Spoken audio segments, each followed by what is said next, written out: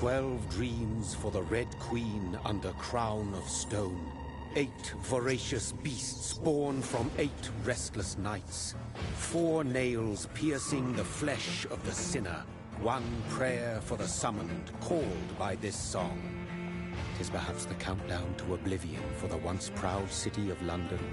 'Tis perchance her inhabitants' last dance alone to face death and pestilence. Confronted by the eerie and unknown, mortals became desperate for answers. A flock's flight makes for an omen, the falling of a star a dire presage. Turning to priests for interpretation when there was no reason to be found. When religion failed, men turned to science. I saw them build such vain cities, crafting machines made for endless war. New questions flourished as old answers withered. What is darkness but lurking sun? What is wall but enslaved stone? What is glass but tortured sand? What is song but a call to arms? What is hate but jilted love? What is life but death pending?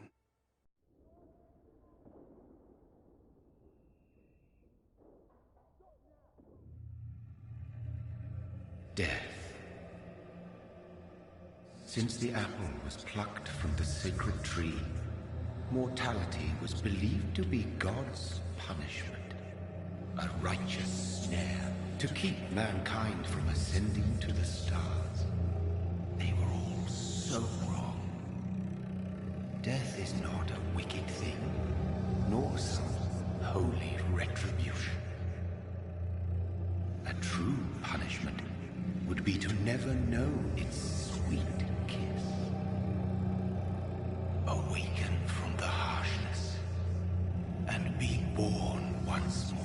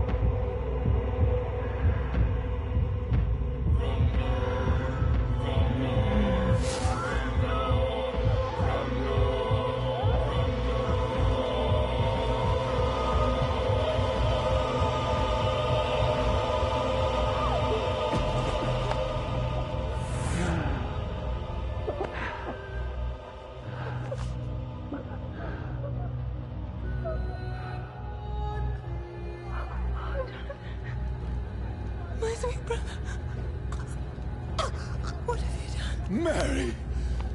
Oh, no! Mary!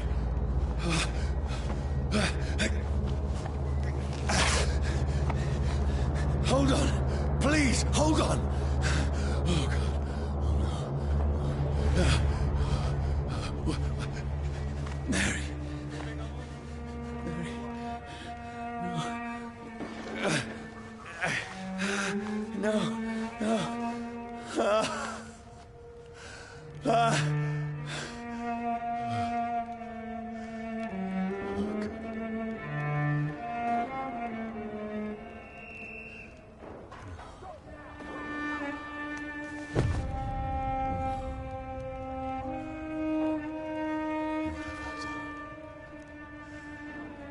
This horror. It's a nightmare.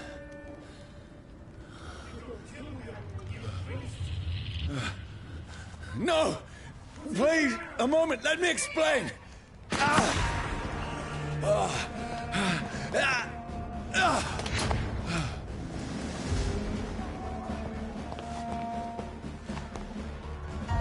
These patrols are after me. Trust the ladies, boys! No! No! Don't shoot! This is a nightmare. I need to get out of here.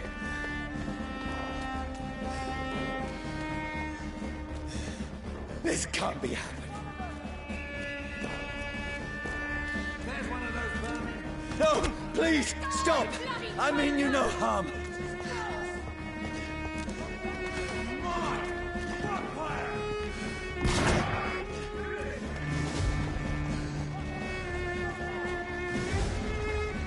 What's going on? Oh, Mary. What have I done? What's all this about? Shit, where'd it go? Tricky bastards.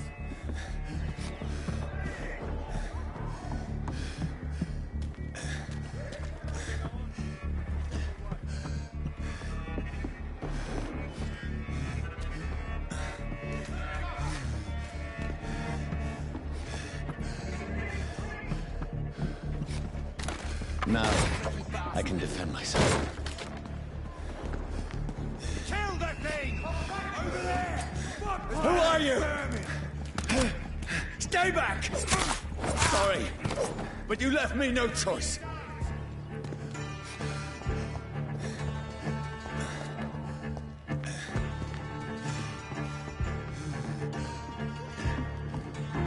Who are you? Stupid beast! Let's see how it likes a bit of fire. Sorry.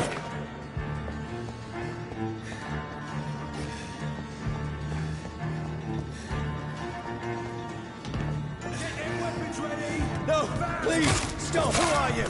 No! What do you want?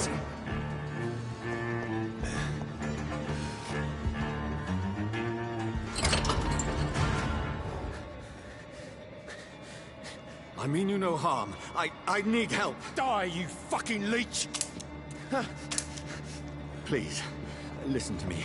I can't make any sense of this. Shut up, beast! Who are you? What is this all about? What in God's That'll do the rest of the job. Just leave me.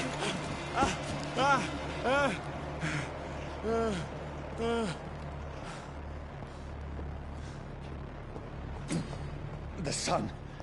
It feels like it's burning me to the bone. I need to find somewhere to hide. It's locked. Let me go!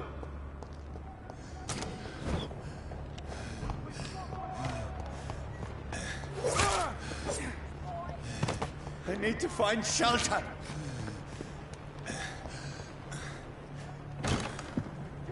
Is anybody there? What is this place?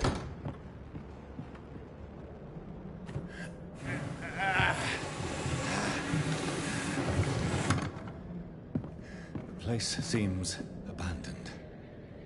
I should be safe enough here.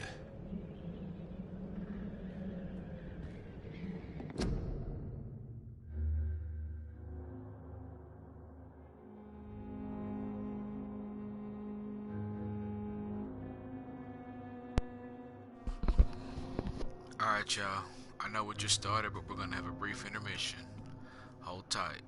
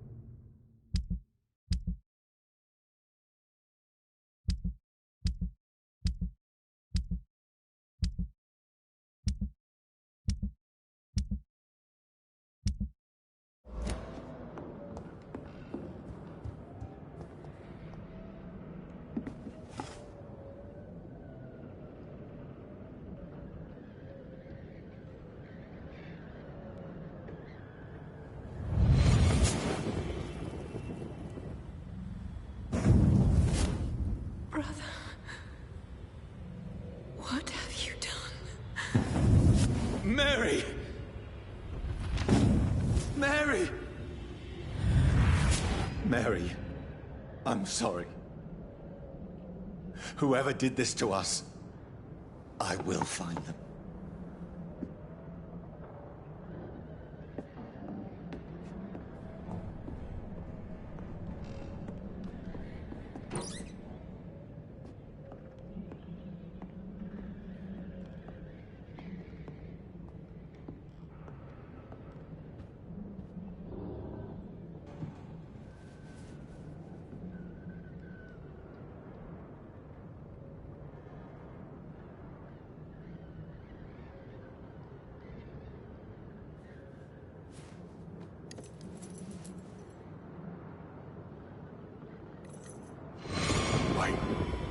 This one's dressed up fancy. Let's run through his pockets. Picking the dead's pockets? Are you serious? I've still a rent to pay. He's got no more responsibilities. What's this? Gold watch. Beautiful it is. We fancy it and share the takings. I suppose we are undertakers. Now, give him an Eve.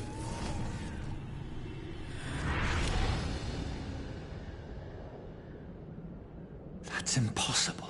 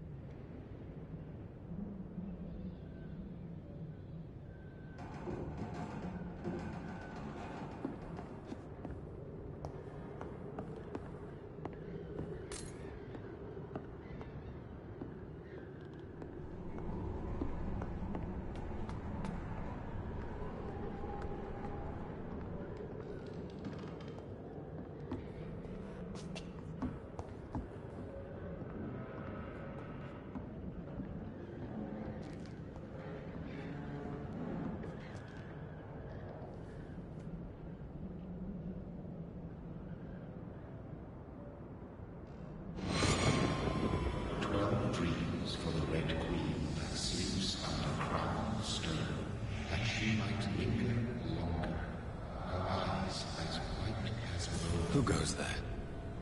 A prayer for the sound of my warrior song.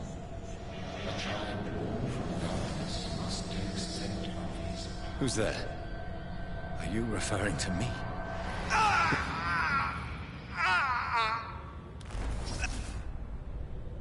No!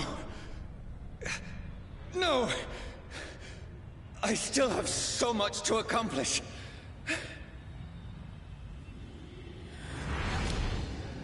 I still have so much left that needs doing.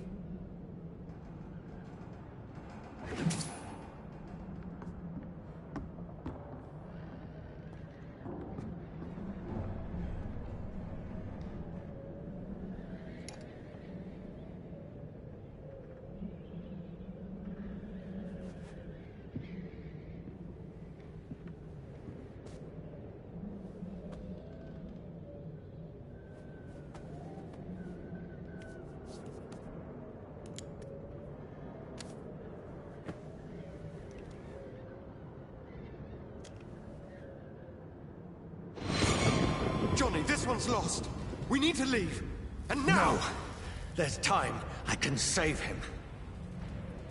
That's the enemy coming! The orders are to evacuate the hospital! Done. He'll live. And now what? We fight. Killing is a hell of a lot easier than healing.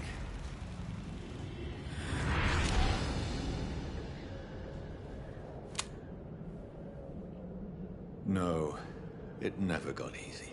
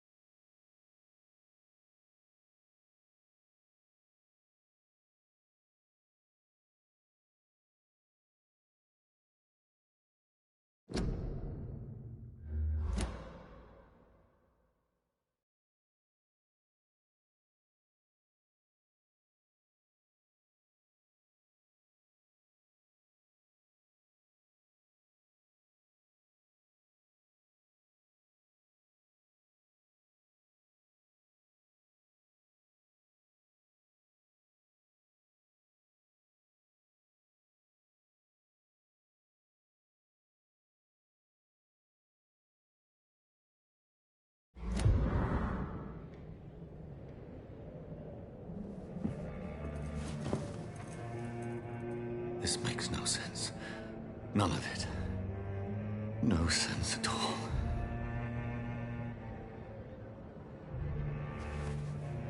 It's a nightmare. That's it.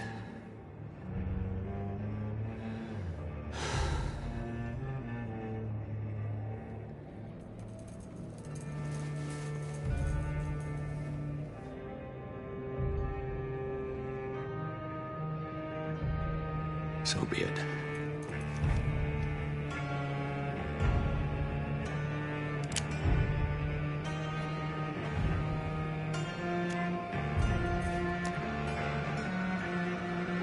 Rational thinking only.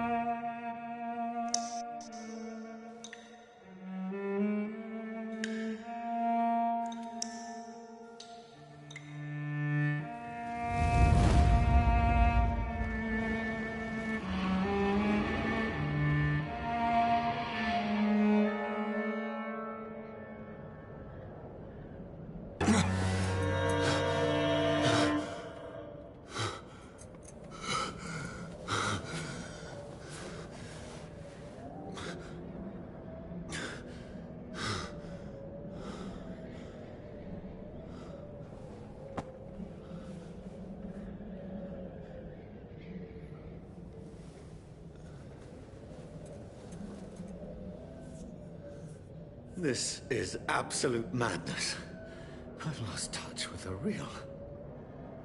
Madness it is, as mad as the moon, who tames blinding sunlight into a glowing reflection.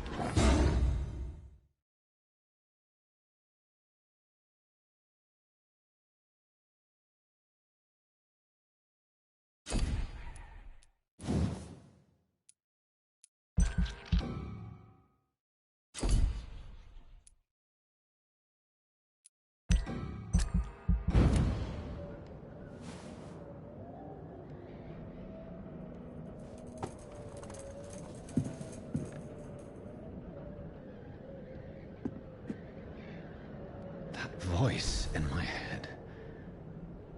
If I'm not mad, then...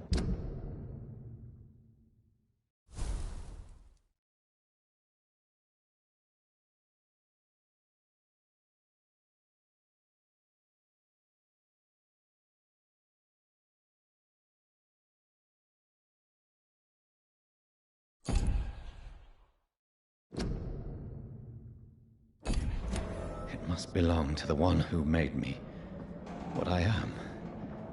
I must find him to understand what I have become.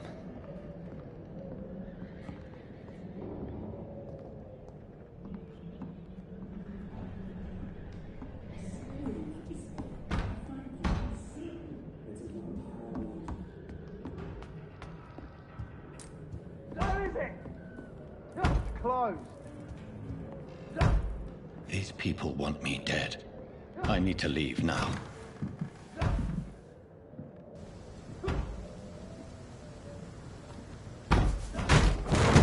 Here's the leech. Here!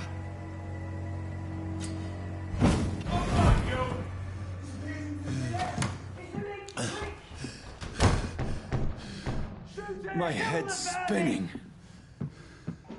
Oi! Come out, you coward! It's locked, all right. Clever fucking beasts!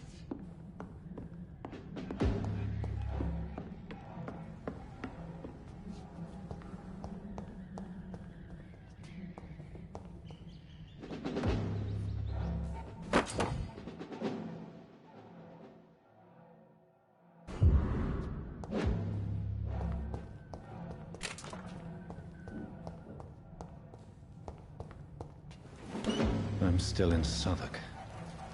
I must reach the West End. Go back home. Die, vermin!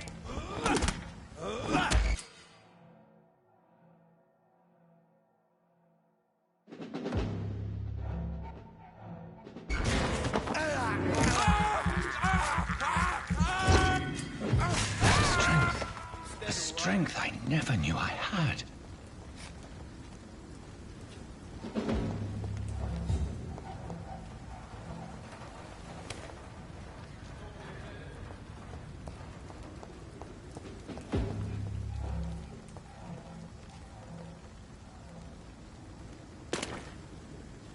It's dead, all right.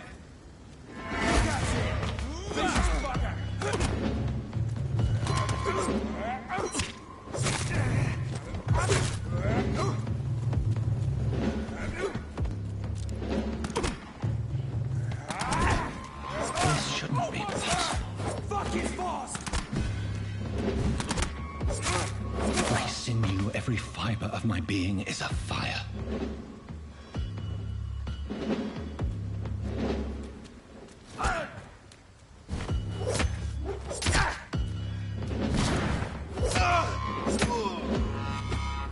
My strength, my reflexes. I'm not human anymore.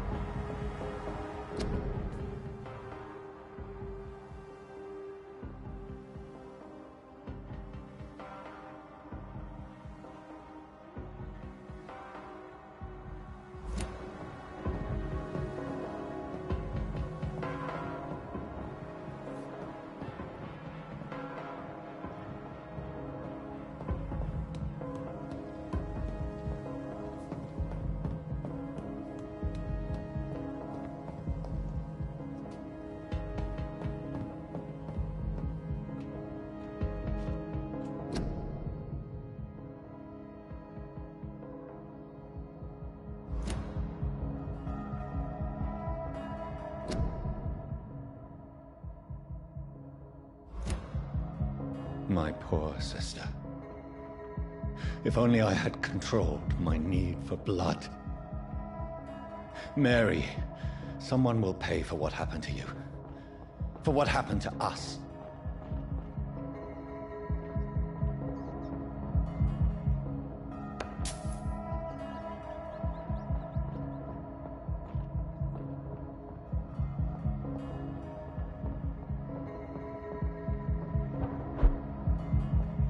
The dizziness from the jump. I can...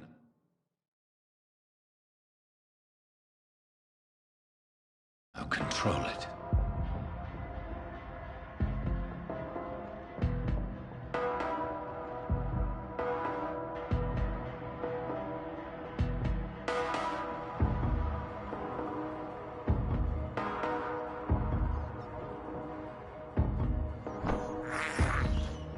This is despicable.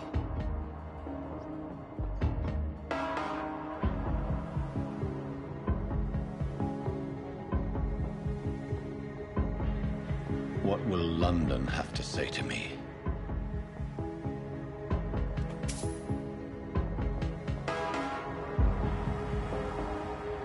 I've so many questions unanswered.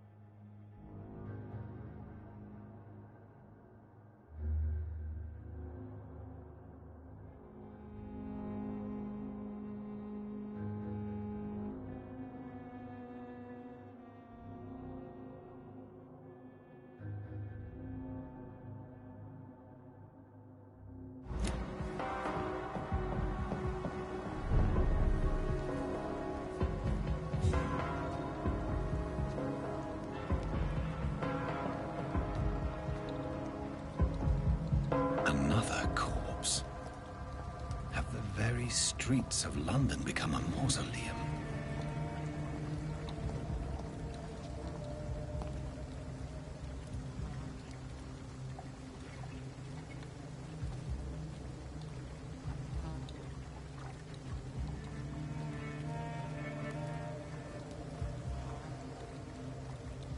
The man has been drained of all blood, but I can still smell the scent of it.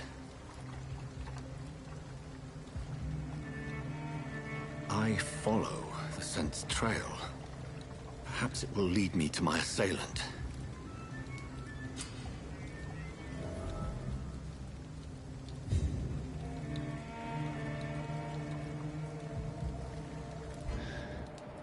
Fresh blood. The smell is so strong. Something dire must have come about.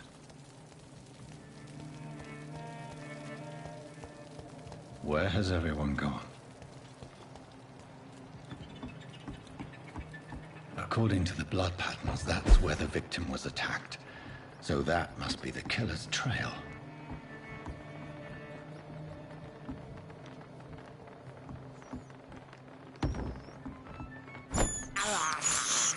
I can't believe I'm doing this.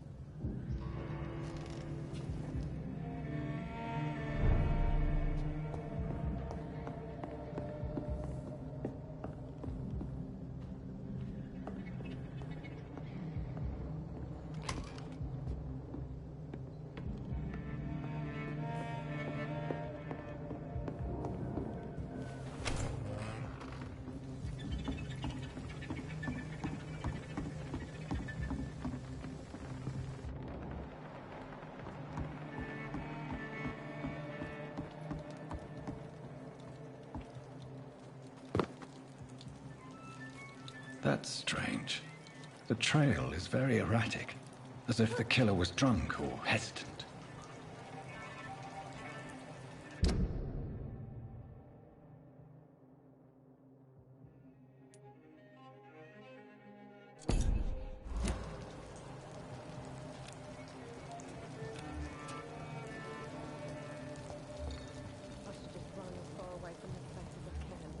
At last, a little life.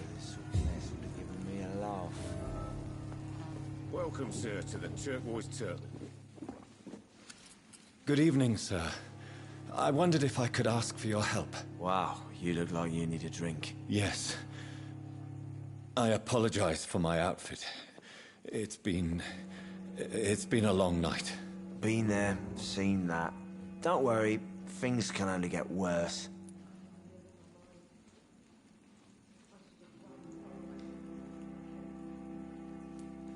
What's going on around here? It's like everybody is hiding. You must be new here. Have you not heard about the murders? Everybody fears the return of the sewer dog. Who is this sewer dog? It's the local bogeyman. Convenient answer for every crime that happened for decades. You murdered someone, blame the sewer dog, eh? You make it sound like it's a fairy tale. People will always believe in monsters. It's easier than accepting their own darkness. We can all be monsters.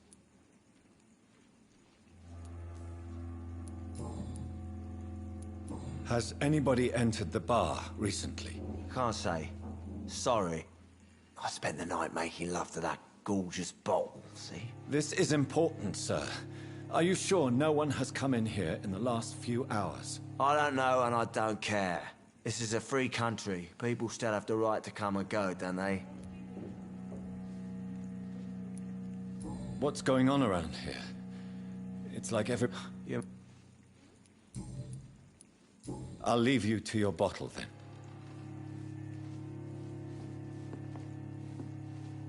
My God, sir, you look like Jonah's whale just spat you out of hell. Can I get you a drink? No, thank you. I'm not thirsty. Well, grab a chair and get some rest. This is going to be another long night. Where am I? Where is this place? You're at my bar, sir, the Turquoise Turtle.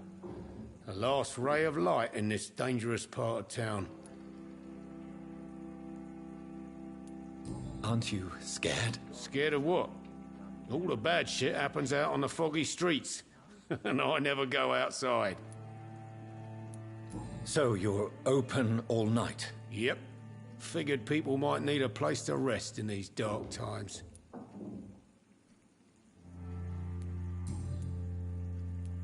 Why is it going to be a long night? You must be new around here. Don't you know about the murders?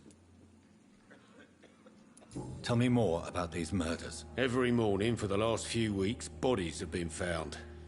And those poor sods didn't die of flu. Do the police have any leads on a suspect? Even before the outbreak, coppers never came round here. We're on our own. People die in these parts all the time, and no one cares. I'm looking for someone who might have passed through here recently. Wondered if you might help. It's been quiet tonight. The only other person I've seen went straight up to his room. Thought it was kind of rude, actually. You mean he's still here? Well, yeah. He paid for the entire week. I need to meet this man. I have questions. Just climb the stairs and knock on the first door. I heard him open his window, so I guess he's still awake. And, Yes? no funny business, you hear me? This is a respectable establishment. Are they stupid or something? I've never even been to India.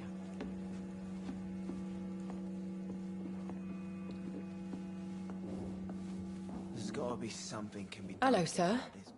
Are you all right? Is there any way I can help you? I don't know. Maybe you could just talk to me. Maybe you prefer to speak with Tom, then. He's more agreeable talking to strangers. What's going on around here? Where is everyone? Too many dead, sir. First the epidemic, and now all these terrible murders. The murders. What can you say about them? Bodies found in the streets every morning. Drained of blood. It's just horrible. Some say the sewer dog is back. The sewer dog? What's that? No one knows. People have always disappeared around these parts. The ancients say it's the sewer dog coming out to feed. But now he's killing in the streets. What have you heard about the epidemic? There's a Spanish flu. Yeah, killed so many last summer. Thought we'd seen the last of it. Dozens dying every week. Are the authorities doing anything? Nothing. There are so many quarantine zones in London now. It's gotten really hard to travel across town. What is this place? This is Tom's bar, the Turquoise Turtle. I'm the barmaid here, Sabrina, if you want to know. Are you always open this late at night? No, it's only since the epidemic started. Tom thought that people may need a safe place to stay. You don't seem to have much business. Where is everybody? Well, most people are sleeping right now. And those that are awake tend to avoid going out. What with the murders and all. I just want to talk. I didn't mean to scare you. I'm not afraid, sir. It's just I've other customers to take care of. I only see one customer. Oh. Well, yeah, of course. I mean, I best check on them. I'll leave then. Thank you.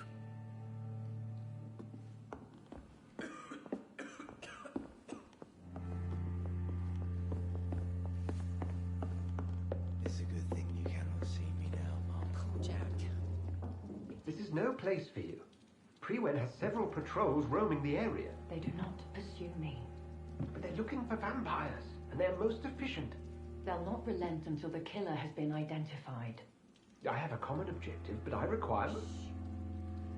I think someone is eavesdropping. Are you certain?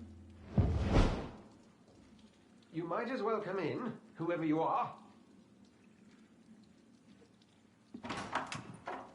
Slowly, vampire. Who are you? I mean you no harm. Say it, the vampire.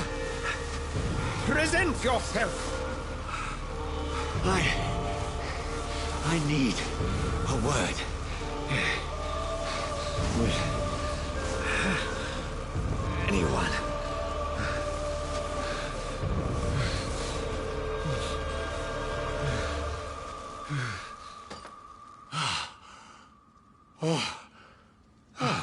Well, that's something I can do for you.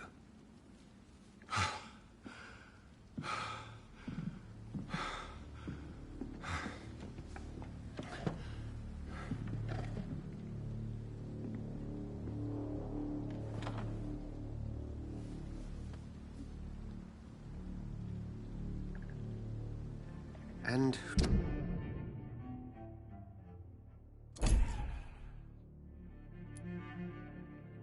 who might you be?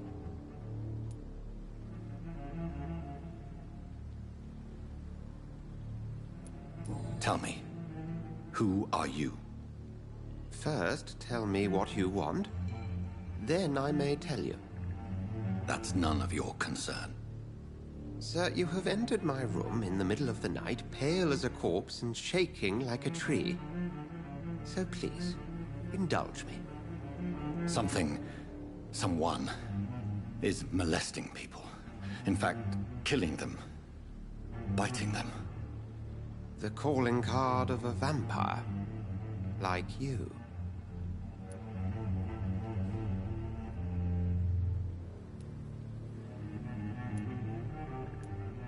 You seem the expert. How would that be? I have my secrets, as you have yours. Then if you are not a vampire, who or what are you?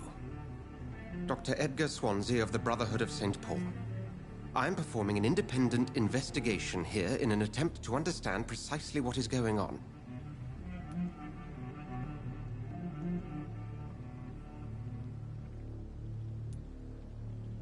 What have you uncovered concerning the murders?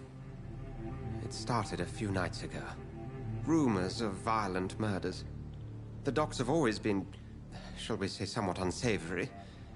But this is different. How different? A vampire is at work here. Famished. Reckless. It must be brought to ground, and quickly. And what exactly is this Brotherhood? Sir, if the name is not familiar to you, then we shall discuss it another time. I heard another voice, that of a woman. Who were you talking to? Ridiculous. I've no idea what you're talking about. Something tells me not to trust you. Then the feeling is mutual. Then help me find the culprit. I may. If you'll first tell me why you opened this door. I followed a trail. The scent of blood from a recent victim. It led me here. You thought I was your aggressor. That explains a great deal. We're both chasing the same shadow. A shadow, indeed. Yet I heard his voice in my head. There was a moment I believed I was mad. You should let me handle this affair. You've no idea what you're up against. No. I will find the monster. He is mine. How will you do any better than I? But then let me ask you this. What are your intentions if you find the killer? I will at last have the answers to my questions.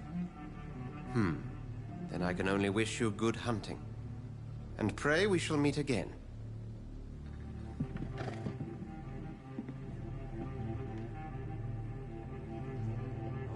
Go hunt your shadow.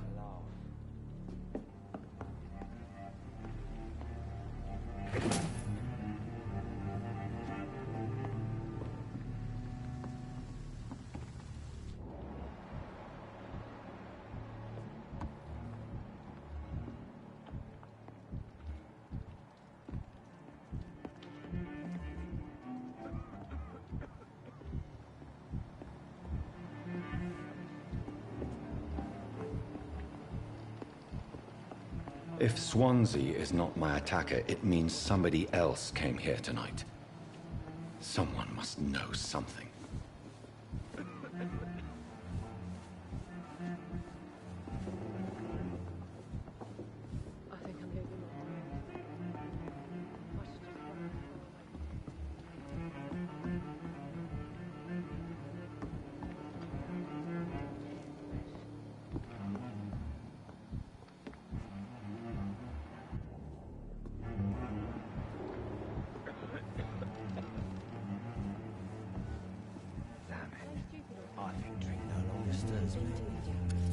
Hello, sir. May I disturb you again? And you're still ugly as sin. Has anybody entered the bar recently? Can't say. Sorry. I spent the... This is important. I don't know. I'll leave you. Welcome back. Did you find what you were after? I can't say I have. Are you sure no one else came into your bar before I arrived? Hey, I told you, you were the only other stranger I've had. I think you're hiding something from me. I hide many things from many people, sir. That's what my job's about. Goodbye, Mr. Watts. Damn it. I think drink no longer stirs me.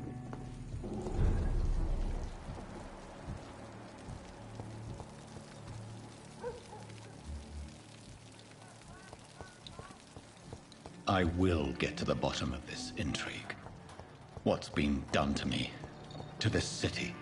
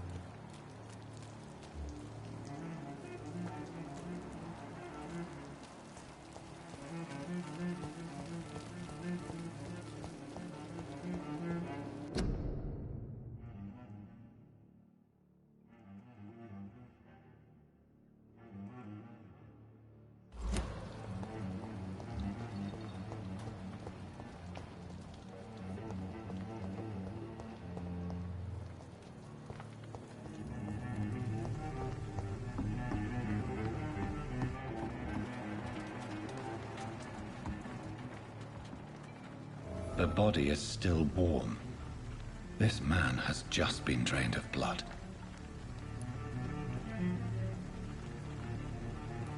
This corpse has been dried of its blood.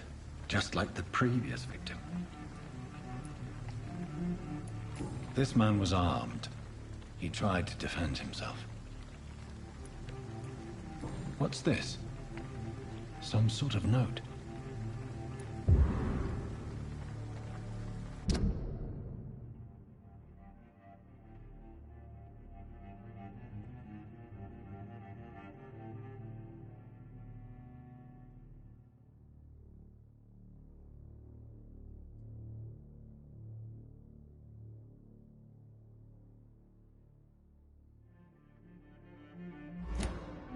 These men, they're a company of professional vampire hunters.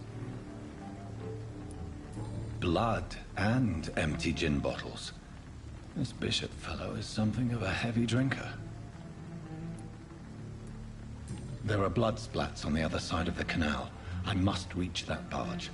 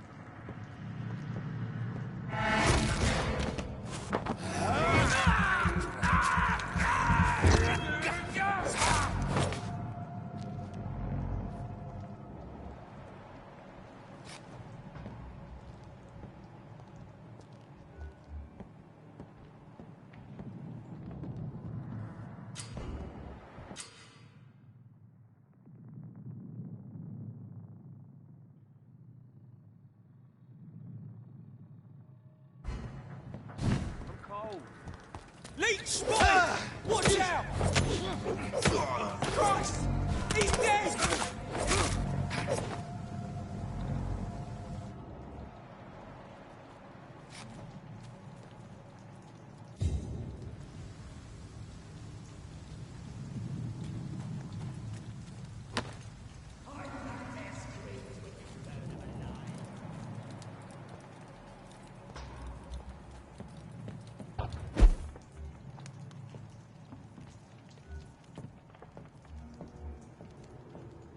That's this nest of them cleaned out.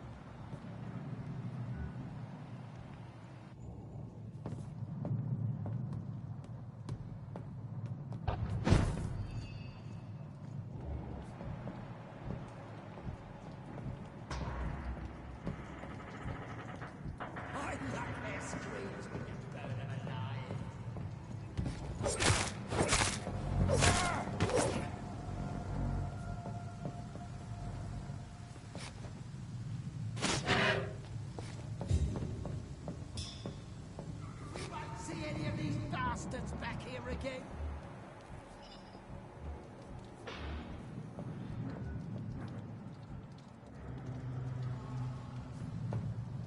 It ain't you, man! Kill it! Over there! There's one of them vermin!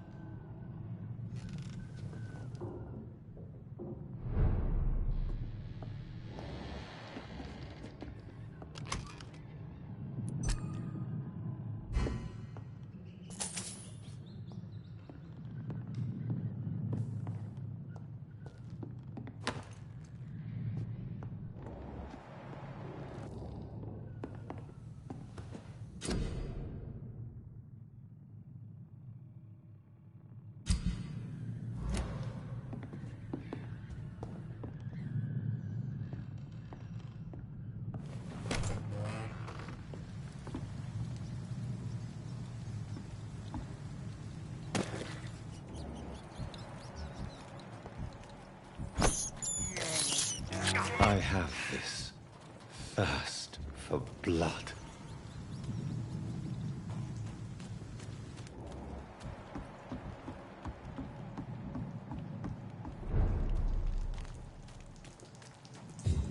Fresh blood. The whole building reeks of it. The scent is so strong it makes me dizzy.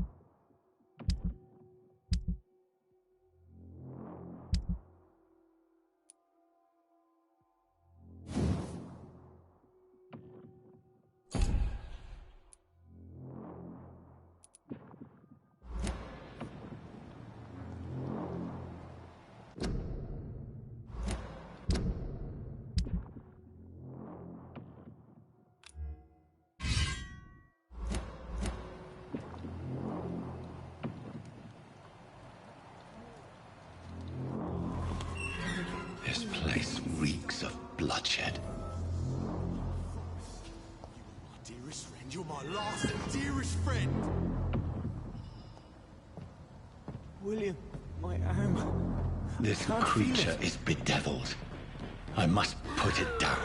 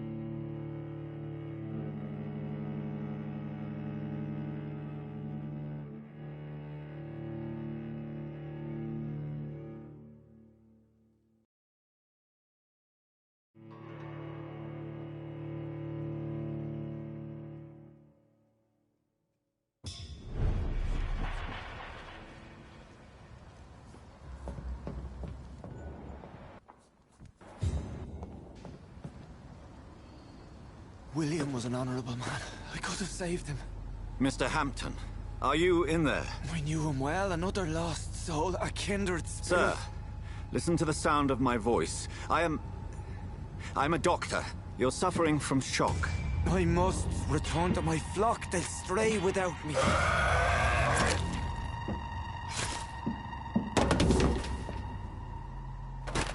Remember, certain skulls are every bit as resistant as we are. Who are you? What do you mean by skull? You truly are a newborn. I should have realized. Wait. You are the woman from the bar. Are you... like me? Can you help me? I believe, sir, I already have.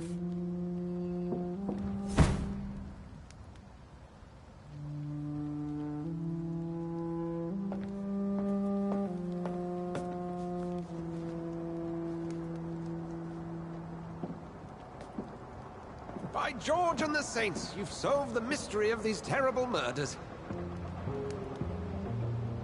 Patience, good fellows, I've come to offer help. Just give me a moment to secure my boat. We can leave this awful place.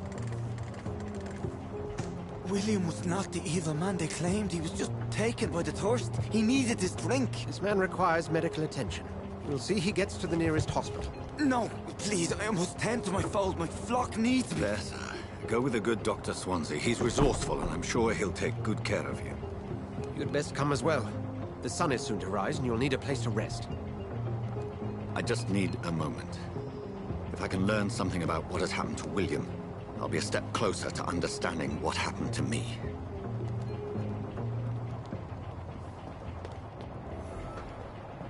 This poor creature can't be my maker.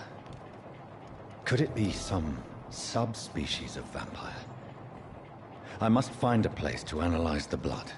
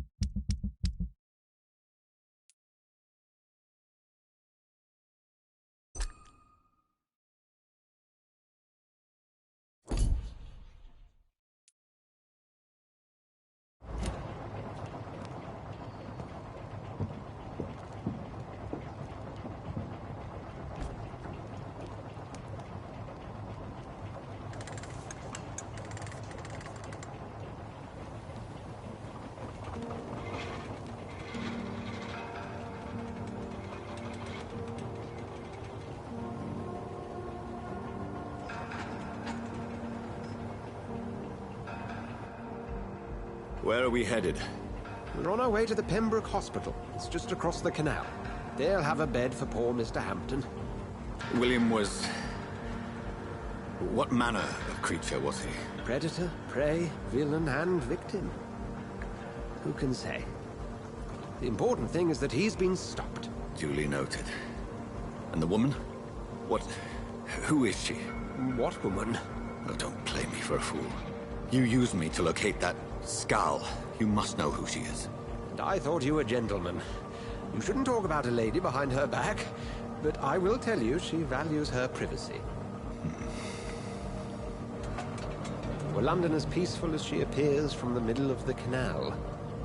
If only that were the reality of the situation. To be honest, I've always tried to avoid this part of town. Pembroke Hospital is the last bastion between the rest of London and the epidemic. The flu has decimated the East End and the war still rages. Welcome to the front lines of a plague. This is where you work, Dr. Swansea? I am the administrator of Pembroke Hospital. I thought you were here in service of your mysterious order, the Brotherhood of... Of St. Paul's Stole, yes. But first and foremost, I'm a man of science. A physician, like yourself, Dr. Reed. How do you know who I am? No need for modesty. You are Dr. Jonathan Reed. A surgeon of some caliber and renown, if I'm not mistaken. You are correct, sir. I knew it! I had my suspicions. But when you took the blood sample from the corpse of poor William, I was certain. Dr. Reed. Marvelous. Have we met? I attended 3 of your seminars before the war. I have the utmost admiration for your research. And what a turn of fate. England's most esteemed blood specialist returns to London a vampire. That word, again, from a so-called man of science. I understand. Traditionally, the role of science is to refute myth, but when myth walks among us, the Brotherhood of St. Paul has dedicated its purpose to their study. There's so much for you to learn. Of that, you are right. Well, then let me be blunt. Join my staff at Pembroke Hospital. As a physician. I suspect you'll not find a better post of employment to contemplate your predicament. This is sudden. I was returning home to see my sickly mother. But alas, that was before contracting this affliction. Dr. Reed, take a moment to consider. The post would be for the night shift, providing a good explanation for your absence during daylight hours. You'll be adequately reimbursed, and have a place to hide. I even had the forethought to bring some clean clothes. So, what do you say? It seems I have little choice, but yours is a generous offer, so I thank you. Brilliant! Oh, Jonathan, this is one for the book, and the beginning of a beautiful friendship.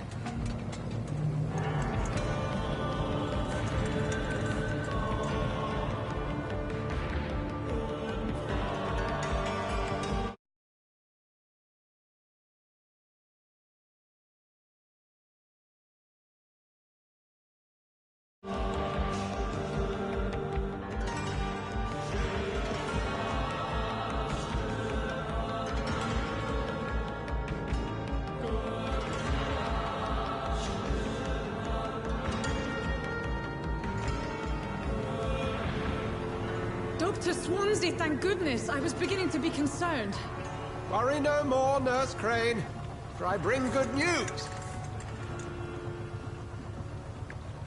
Oh, Doctor, what a night. We lost 2 more patients. Nurse Scow said she couldn't take it anymore and resigned. Yes, well, I'll make a new rota in the morning. In the meantime, find a good bed for Mr. Hampton. Be sure to pay attention to his needs. Of course, Doctor. Oh, and Dorothy? Yes, Doctor? Dr. Reed here has just returned from the front.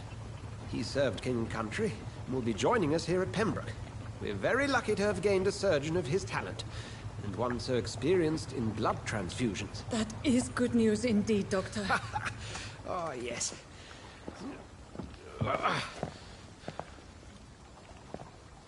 Here at Pembroke, it's not what we have, but what we haven't.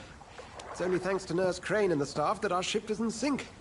If you have any questions, just ask her. Duly noted. Thank you. Your assistance is required, Dr. Swansea, immediately. Welcome aboard, Jonathan. We'll catch up after my rounds. Coming, Nurse Crane. I'm coming.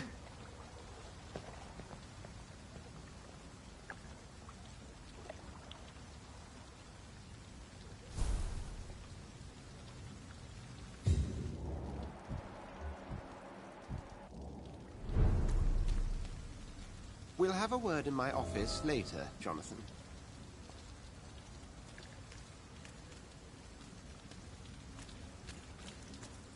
Come on, you can do better than that. Nah, it's my turn.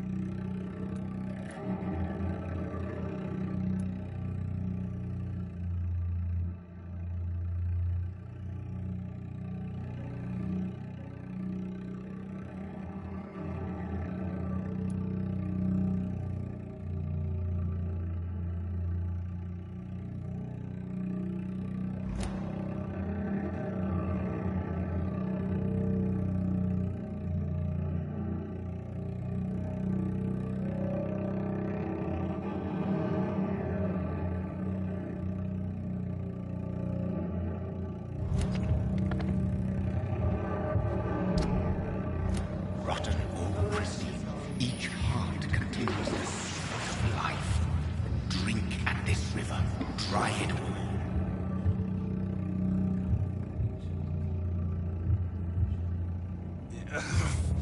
Oh, come on, you bastard! I won't bite. Sir, please. You've lost too much blood. Calm yourself.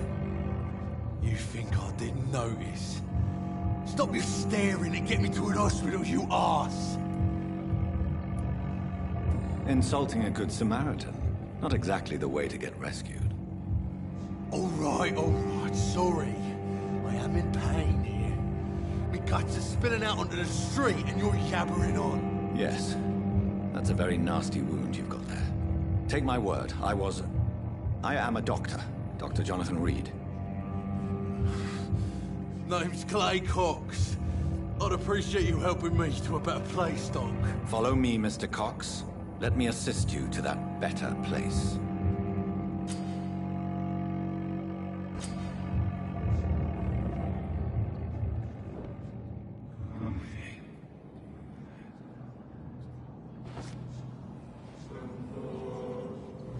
Bring this fading light into the shadows. Dance with him the dance of life and death.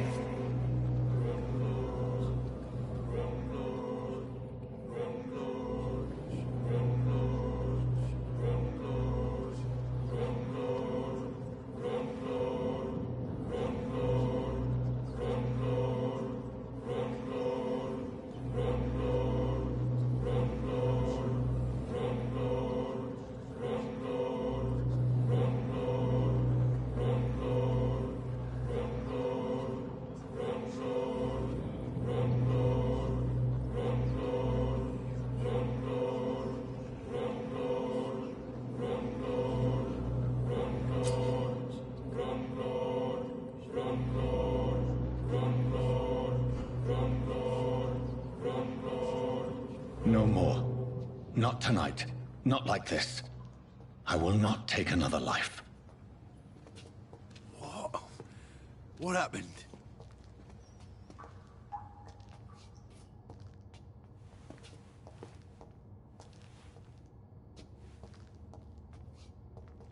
Did I black out? Whoa, I feel giddy. What? What happened? Did I black out?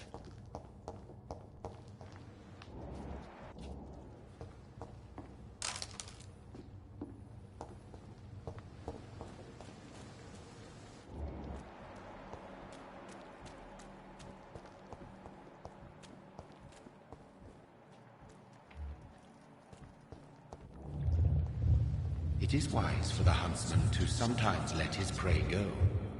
But no famished hunter can run for long. Whoa, I feel giddy.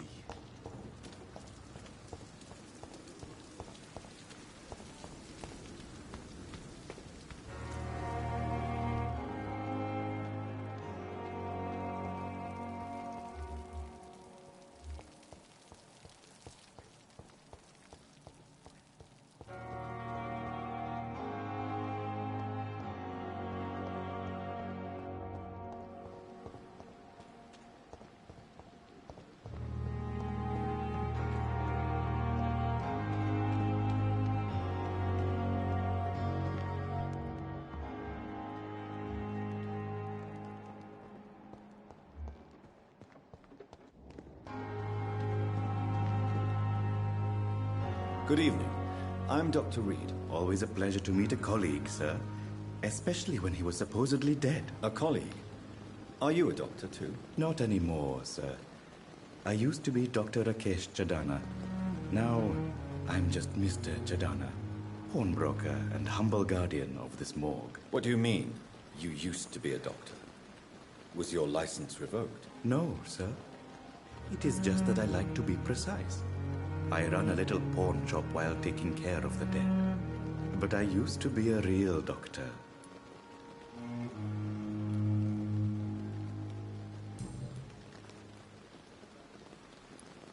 Are you afraid or uneasy being surrounded by so many corpses? Why should I?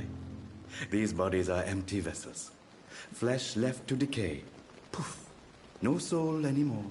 All gone. An interesting point of view. And quite an exotic one, too. Most people fear, or at least have respect, for dead flesh. Sir, as a medic during the war, I learned to face my death and the death of others. It's the pain we have to tame, not death itself.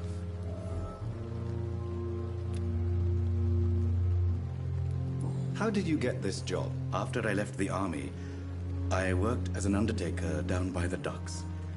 A dangerous place with many an unpleasant business there. Milton Hooks helped me get a job here.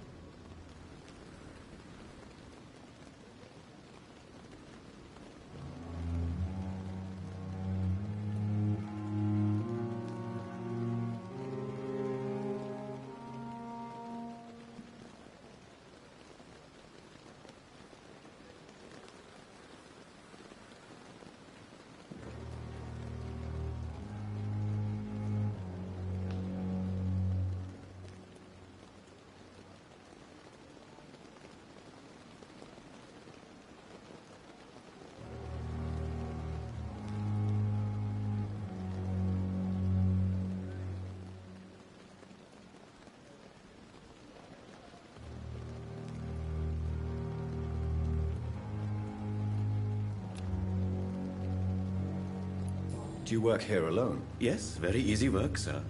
All I have to do is watch a few bodies. The situation was very different when the main morgue was still open.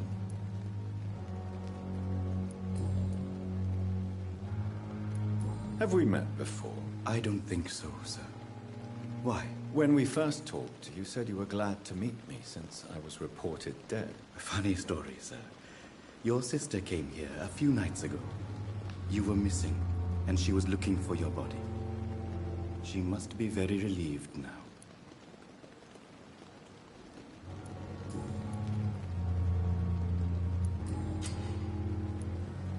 A pawnbroker? I expect you get all types of people here. Yes, sir. All kind of people. For I sell all kind of goods.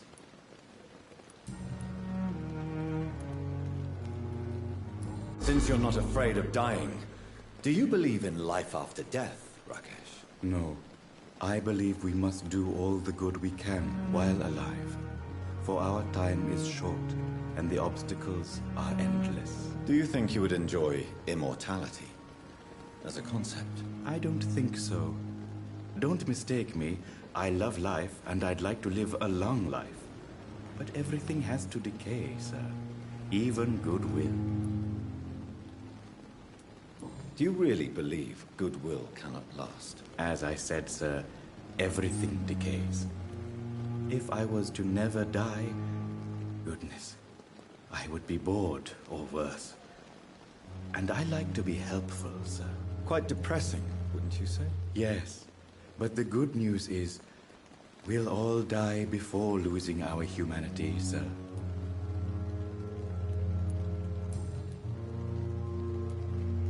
A pawnbroker? I expect you get all types of people here. Yes, sir. All kind of people. For I sell all kind of goods. Who comes here to trade with you? It's very unhygienic, even unsafe. Diseases can spread. For the customers, for the hospital. I'm very cautious, sir. I've been a doctor, remember? And all my clients are good people. In fact, I think I only know good people. What kind of goods? With the quarantine, it's not always easy to buy things. So I trade, I exchange. Some people sell, some others buy. I like to help.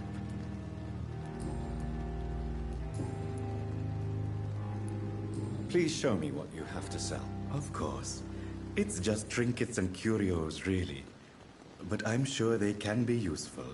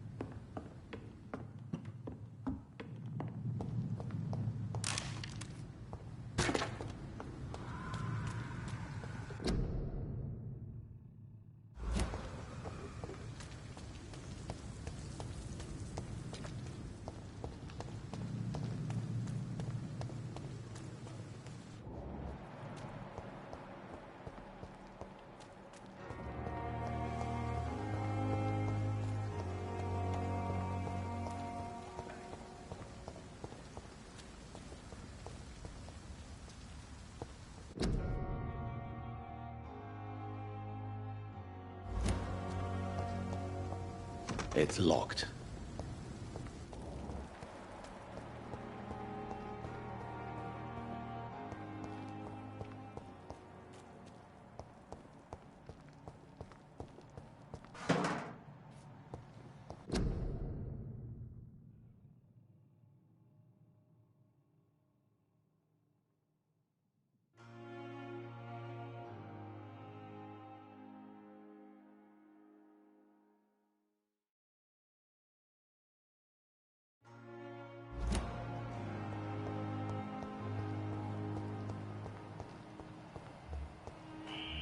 Scowl voices in the garden. I should investigate. If they were to find somebody...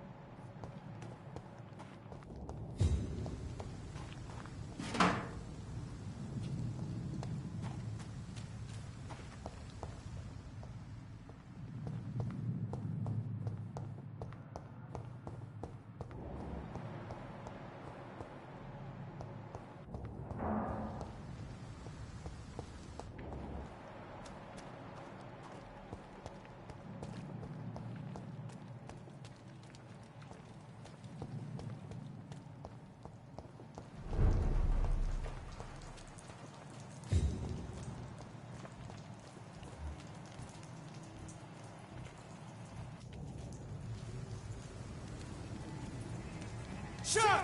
Look lively! It's on to us! Christ!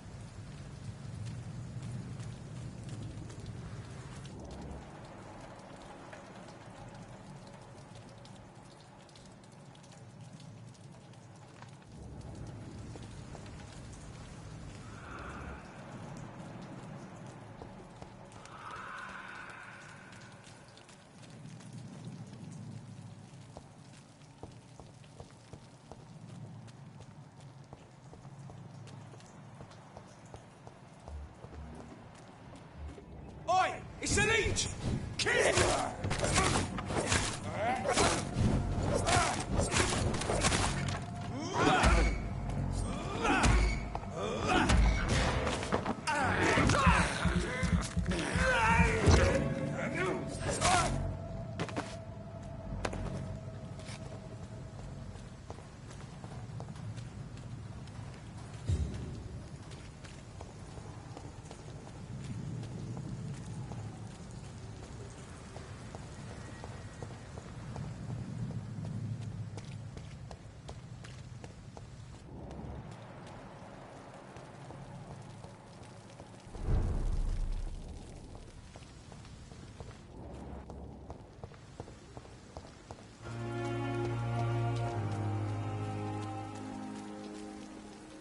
Doctor, where have you been? I've little time to play hide-and-seek with as they may be. I found a wounded man by the docks. He answers to the name of Clay Cox. He requires urgent medical attention. Already making the rounds? That's the Pembroke spirit. I'll ask our porter, Milton, to bring him back immediately. Thank you, nurse. What can I do for you? Dr. Swansea insisted we provide you a quiet office. You'll find it on the second floor with your name on the door. Thank you. Nurse Crane, isn't it? Yes, Dorothy Crane. Welcome to Pembroke Hospital, Dr. Reed. Your office has been prepared.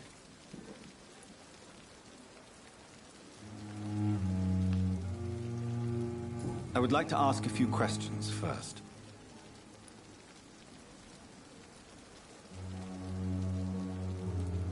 And Mr. Hampton, the patient we brought in, how does he fare? I gave him a sedative to help him sleep. Poor thing was in quite a state of shock. What kind of man is Dr. Swansea? Well, you accepted the job from him. I thought you would have known about your employer. Apologies, I've only just met him the once. This is sudden. I've only just returned to England. Dr. Swansea is a brilliant surgeon and the most compassionate physician. It's right to assume Dr. Swansea knows far more about me than I do about him. You'll get to know him soon enough, and better than me. The administrator has better things to do than mix with us.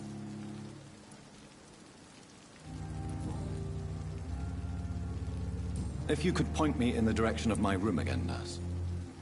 Second floor of the hospital, left after the stairs. It's the last vacant office at the end of the corridor. Thank you, Nurse Crane.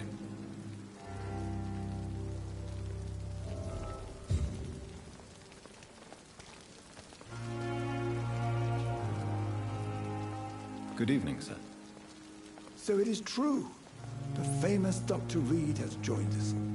I can't think of any better news during these terrible times. Do we know each other? Actually, yes. We met once before, at the Rockefeller University in New York. Dr. Tippett, yes, I remember.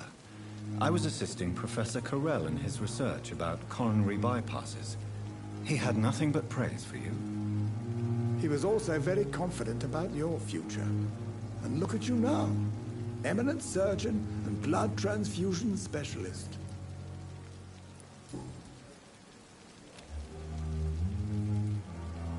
What is the Pembroke Hospital situation? And please, speak freely. This hospital is not exactly the best of London. I'm sure you are used to working in a better environment.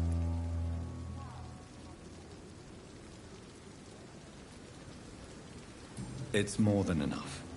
In any case, the personnel of a hospital are much more important to me than the building. Don't be misled by appearances, Dr. Reed. This hospital does not lack talented people. It just lacks hope. What can you tell me about the staff in the hospital? Some are really good, and others are not so good. But during this troubled period, there is no time for slander. I prefer to focus on the positive character traits. Tell me more about cherished people, then. Nurse Brannigan is a pearl. She is the most helpful and dedicated nurse I've ever worked with. A clever and cheerful woman. You really seem to admire her skills. I'll go even further. If she was a man, she would be a damn fine practitioner.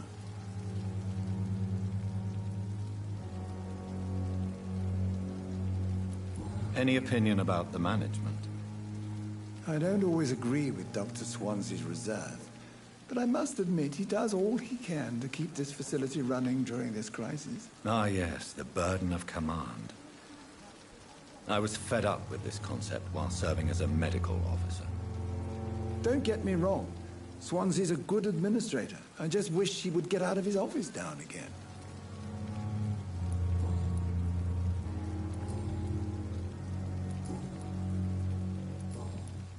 Goodbye, Dr. Tippett.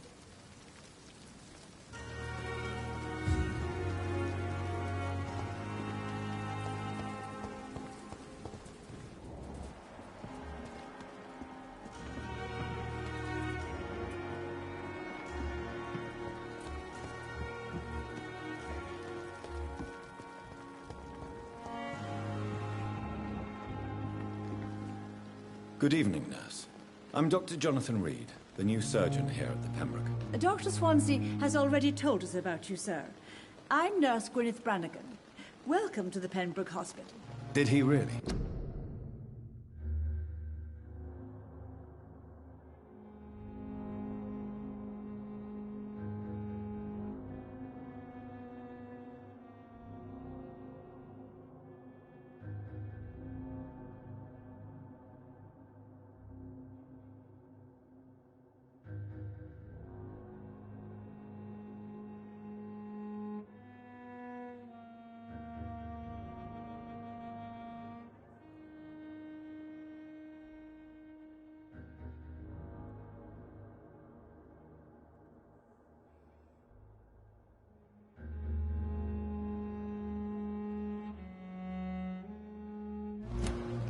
It's a good... All members of staff have already read about your new blood transfusion technique.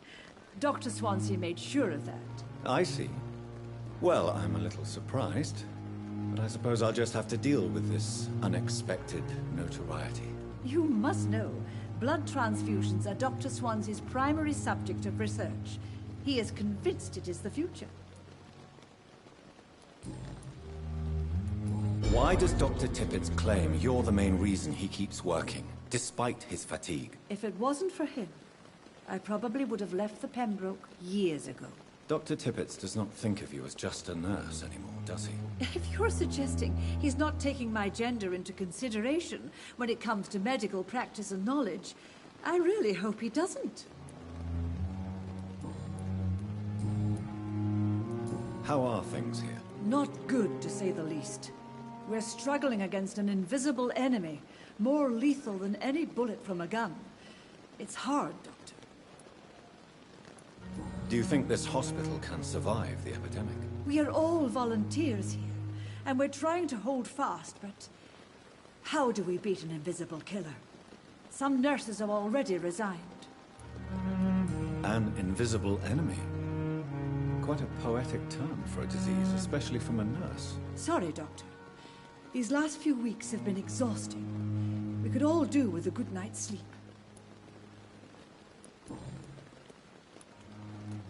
I'm not familiar with all the staff yet.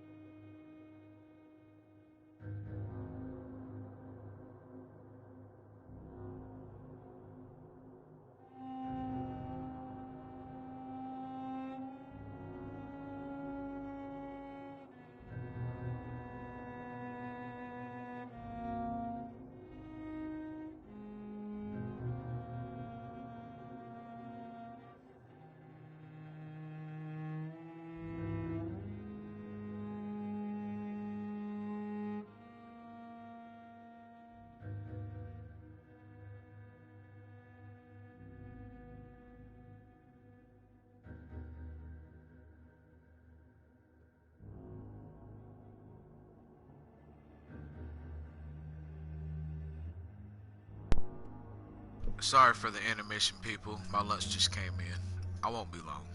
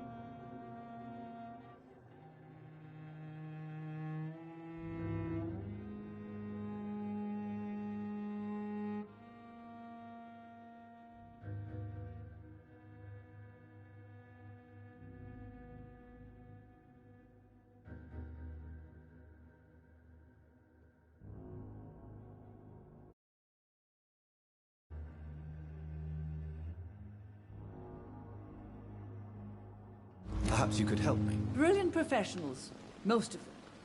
Dr. Swansea has a gift for recruiting talent. Most of them. Is there a problem I should know about?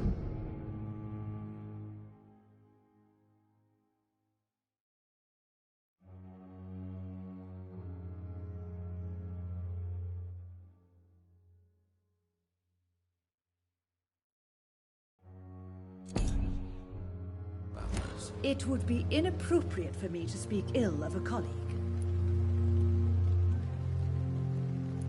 Is there anyone that stands out? Well, I have never met someone as dedicated as Dr. Tippins. He should be a standard for us all here. If only he were younger. Why should his age be a problem? I guess it's fair to say he's always pushing himself to the limits. He just doesn't know when to stop and get some rest.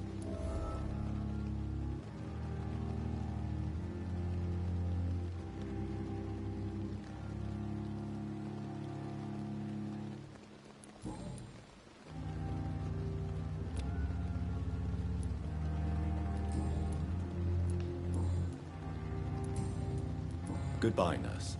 Call me if you need assistance.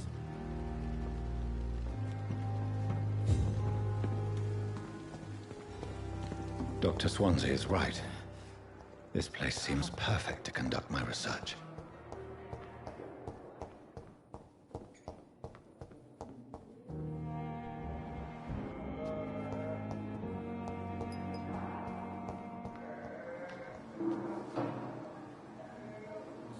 Good evening, Doctor. I believe we're going to be working together. Dr. Reed. Dr. Swansea informed us of your arrival, but I could not dare to believe we'd have such good fortune. Such an honor, sir. Thank you. And you are? I am Thoreau Strickland, Dr. Thoreau Strickland. I'm a great admirer of your work, Dr. Reed. Please, could you tell me something about yourself? I'm a great admirer of your work concerning blood transfusion, Dr. Reed. I run my own experiments. I'm convinced it's the future. What made you choose to be a doctor? I'm not ashamed to admit you and your work have inspired me. I am honored to have the opportunity to work by your side. It's always a pleasure to share scientific and medical knowledge with someone eager to learn. I'll be glad to help you if I can. This epidemic may be the century's most terrible disaster, but I'm convinced that we, as doctors, are the only ones able to defeat it. I based my technique on my mentor's research. He helped me perfect my method. What is yours? I'd rather not talk about it. For now, it's just theories and first approach. My process is purely experimental and unsuccessful. As long as you're cautious and methodical, you may remain empty-handed, but you won't fail. You're not the first one to warn me, but I am convinced knowledge is the main weapon against the ravages of this epidemic.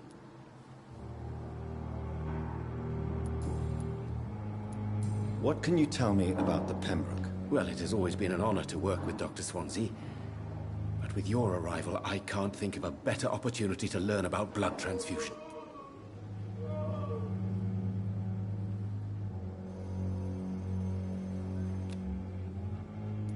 You seem quite optimistic.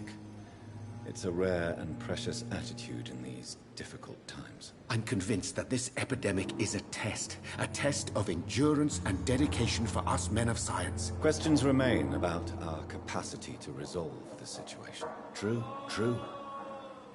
Last summer, during the first wave of the epidemic, I used to joke with Milton about the extra work.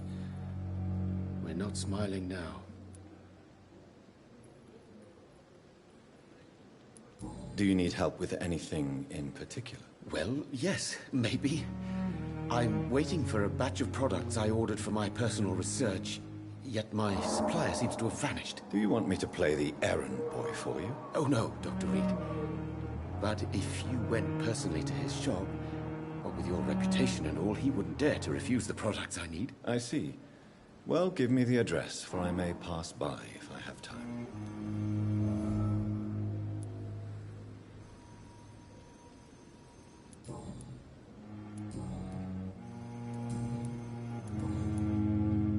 Goodbye, Dr. Strickland.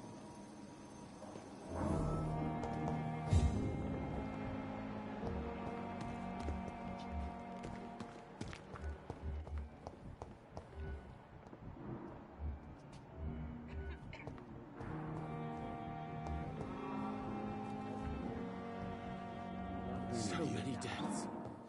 And still more coming.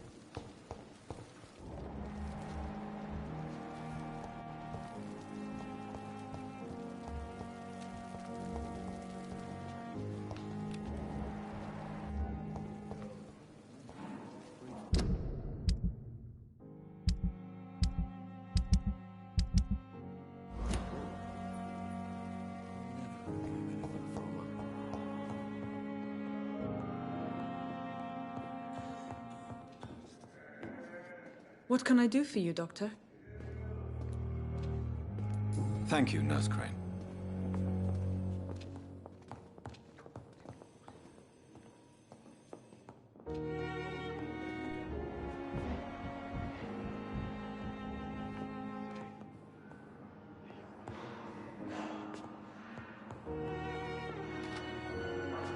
Good evening, Dr. Strickland. And good evening to you, Dr. Reed. Goodbye.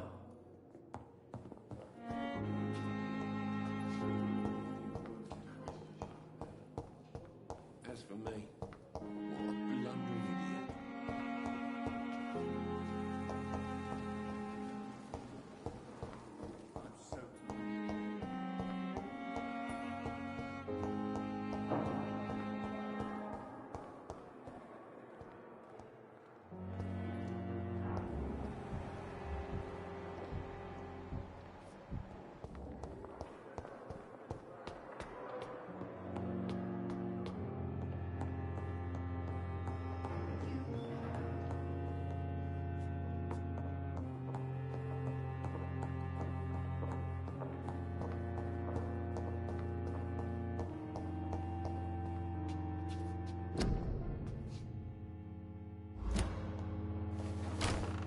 This must be the place. It's definitely away from prying eyes. Relegated to the shadows. A kingdom of my own. At least I won't be sleeping in a coffin.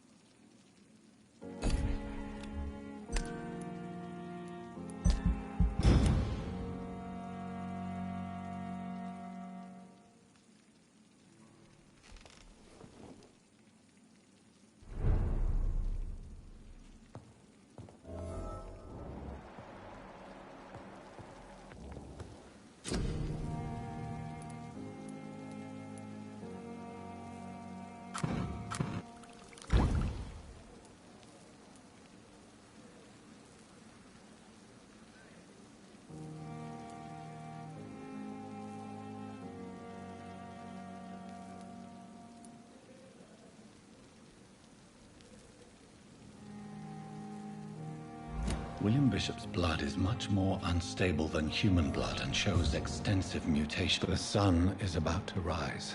I can feel it. I'll continue tomorrow night. I have so much time.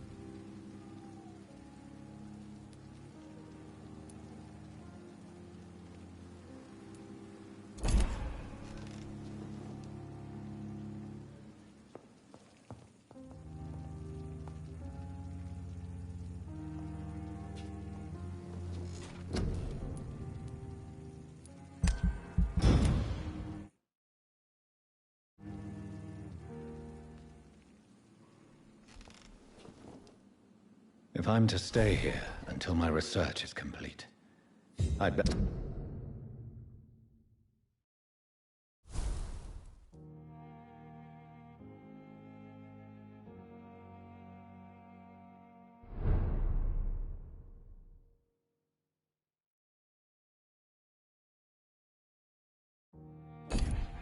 to learn to hide my true nature from the mortals. But what about my thirst for blood?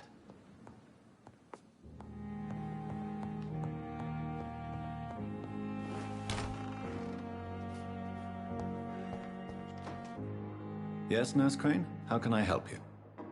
I'm so sorry. I know Dr. Swansea wanted you to rest, but we have somewhat of a crisis. A crisis, you say? Our supply of antiseptics is nearly depleted. I was hoping there was another box up here, but...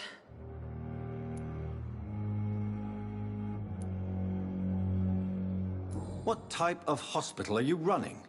No antiseptics? You have been away too long, Doctor. With the war and now this epidemic, supplies have been running scarce for months now. I may have a solution. In France, during the war, drugs shortage was a daily problem, and we had to use our wits to overcome the shortages. However do you mean? If combined correctly, certain household chemical products can be used in a pinch instead. Now, where's the hospital storeroom? The storeroom? Fat chance. This is the Pembroke, and space is luxury we don't have. Everything used to be stored in the old morgue. Perhaps I should look there first. Where is this morgue? It's the large building behind the hospital. You'll need to go in the back door because it's been sealed off for sanitary reasons. Take this key. It opens a small back entrance at the end of a narrow street. The abandoned morgue behind the hospital. A small door at the end of a narrow street. On my way then. Thank you, nurse.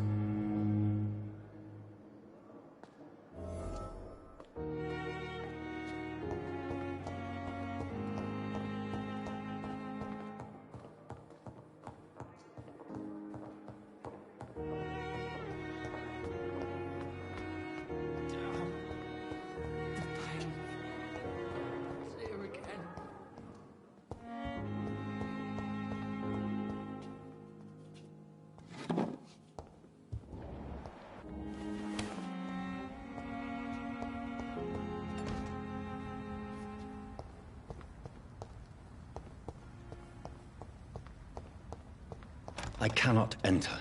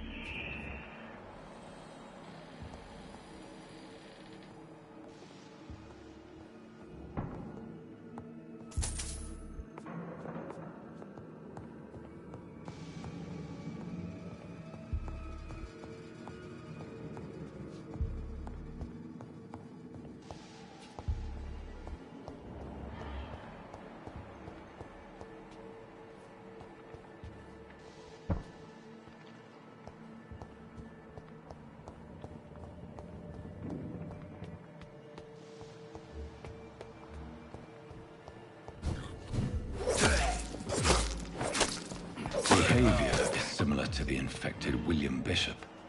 Must be the same strain. This sickness moves faster than influenza.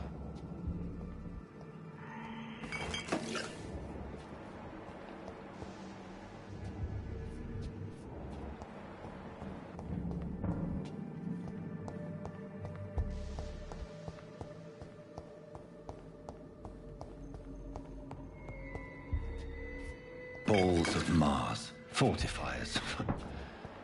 As popular as they are ineffective. But they do contain iron tartrate, and that might prove itself useful.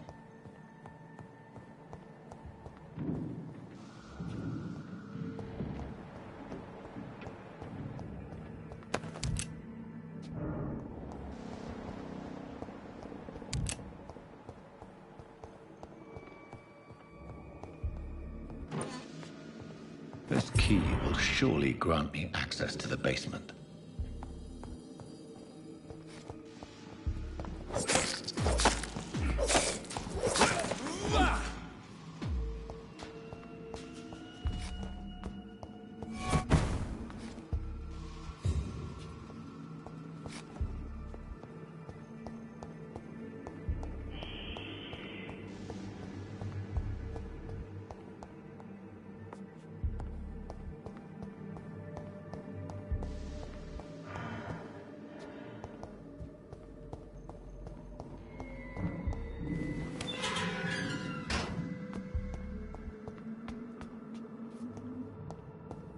These scowls feed from corpses and the husks of animals. They're not after blood.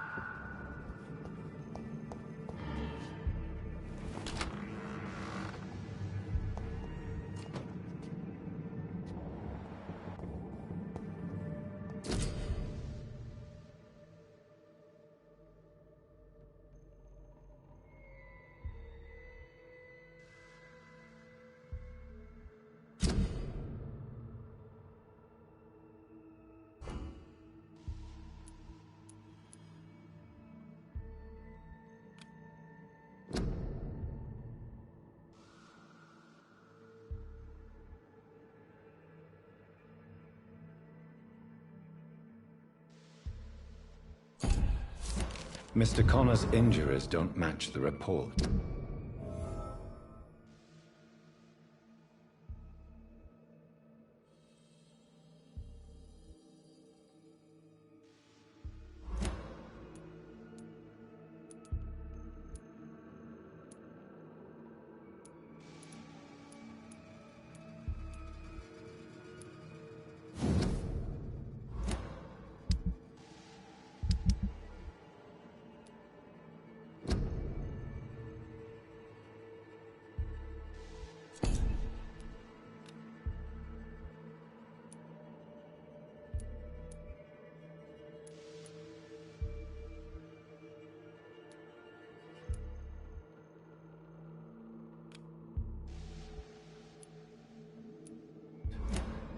I'd better look into this. It's locked. It's locked, all of them.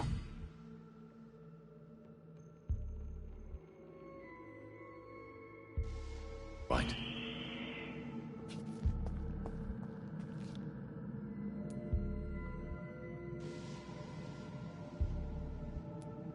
Multiple abrasions and scarring on the arms and legs. Old and distinctive injuries of a sailor or a fisherman.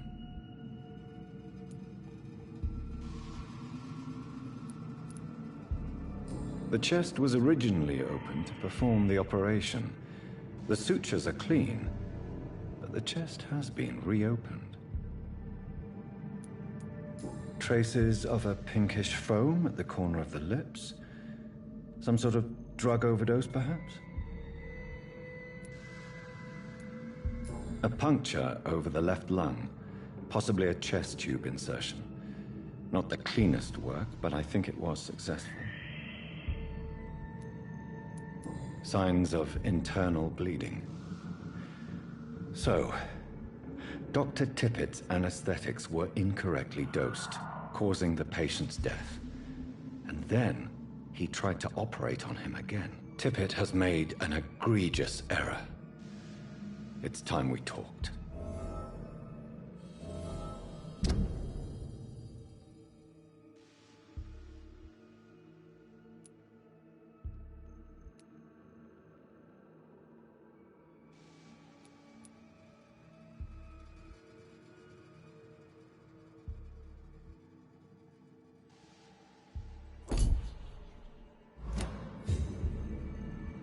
Tippett has made an egregious...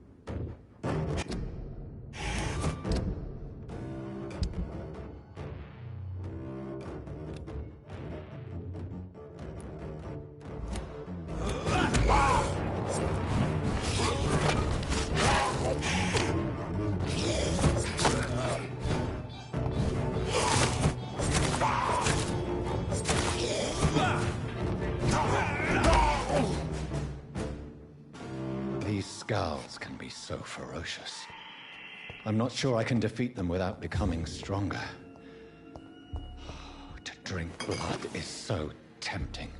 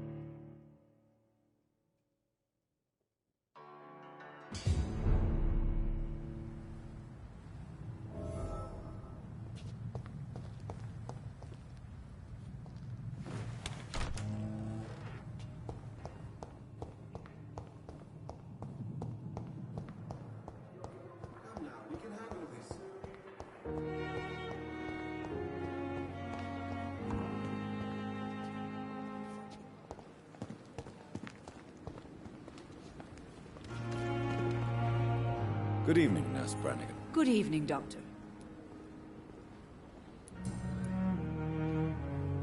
Tell me what Dr. Tippett did.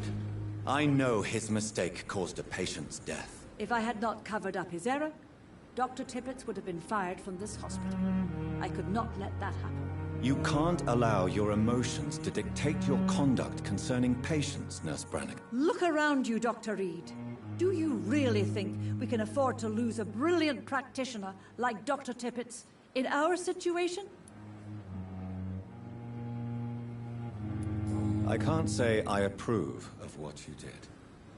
But as a field surgeon, I know that some situations require you to bend the rules. I'm not proud of what I've done, but to contain the epidemic must be our priority, so we can't afford to lose Dr. Tippett.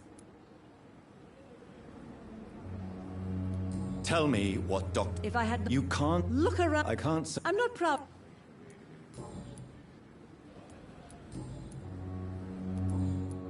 Goodbye, nurse.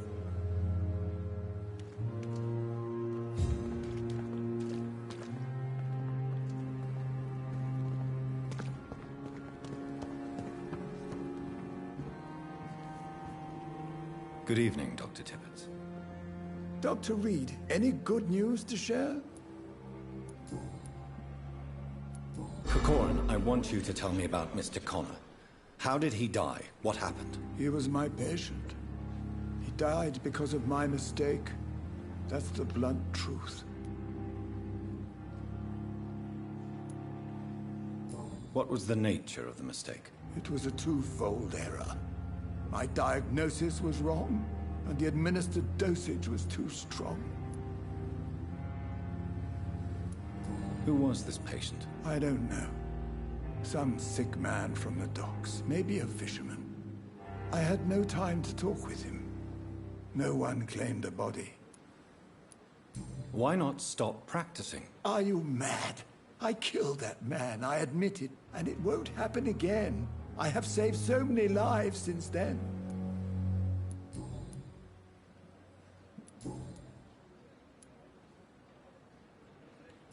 I will cover for you, Dr. Tippett, by keeping what happened to Mr. Connor to myself. I don't know what to say, actually. I can't exactly force you to become my accomplice. You didn't force me. This is my decision to make. I believe you're still of use to the hospital, considering the situation. Then I can make you this promise. As soon as the epidemic is eradicated, I will resign.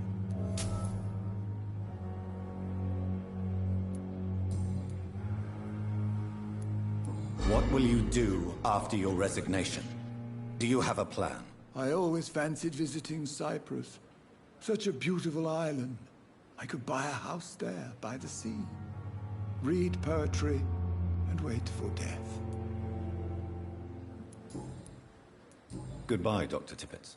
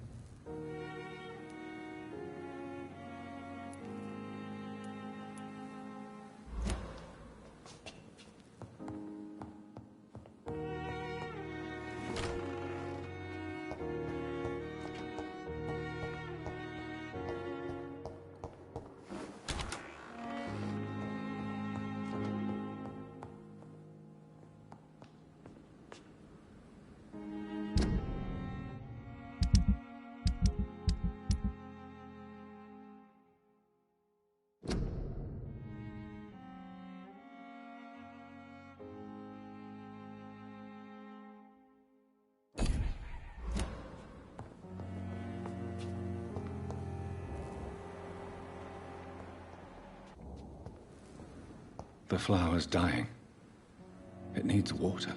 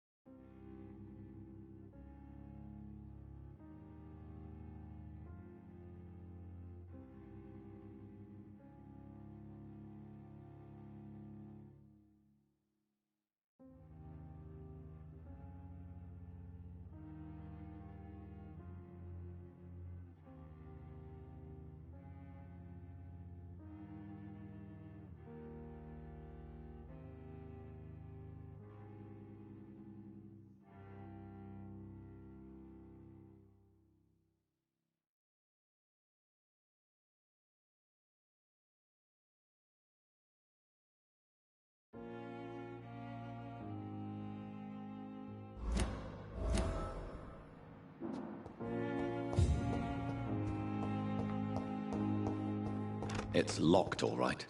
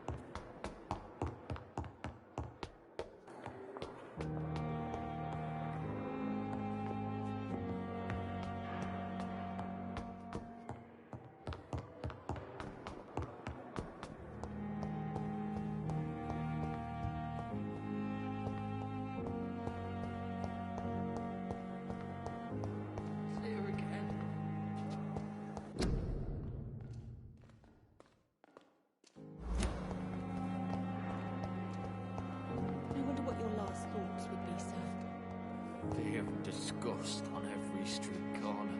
Good evening, miss. I'm Dr. Reed, the new surgeon at the Pembroke Hospital. And who are you? Your name has no meaning to me, mortal. You're nothing but dust blown by the winds of eternity. I beg your pardon? What are you begging for, mortal? My clemency? Well, tonight maybe I'm inclined to mercy. You'll never forget the night you met Thelma Howcroft. You keep calling me mortal. Why is that? And if I'm mortal, what are you? Well, Dr. Reed, if you must know, I'm a vampire. I'm assuming you must be a patient here. Am I right, Miss Howcroft? It's only a cover. To hide from my enemies. I can leave whenever I want. As a woman, a spirit, fog, or bat. Who are these enemies you mentioned? Can you describe them? I cannot say for sure. But I sense their eyes on me from nearby.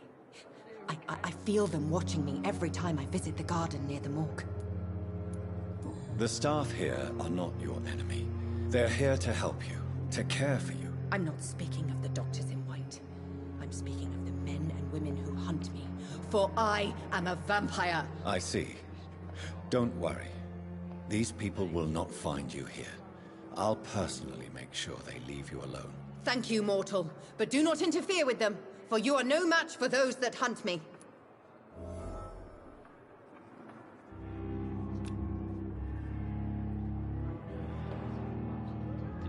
Do you require my services, Miss Howcroft? I have no need for your medicine, Dr. Reed. Blood is the only drug I need. And why do you believe you're a vampire? I don't need to believe anything. It is what I am.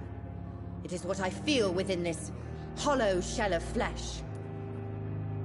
Please, describe to me how you feel. What is it like to be a vampire? I can hear my body crumble from the inside as my flesh cracks and fades. I sense the last pulse of postulant blood within my drying veins. I need new blood. I see. Have you ever heard of Cotard syndrome, Miss Howcroft? Never. It's a mental illness discovered by a French neurologist named Jules Cotard. The affected patients are delusional. They believe that they are putrefying, that they are dead, a ghost or a ghoul. Or in your case, a vampire. Delusional, you say? Oh, sad and petty mortal. You can't even begin to understand the concept of immortality. And you think it is I who am delusional.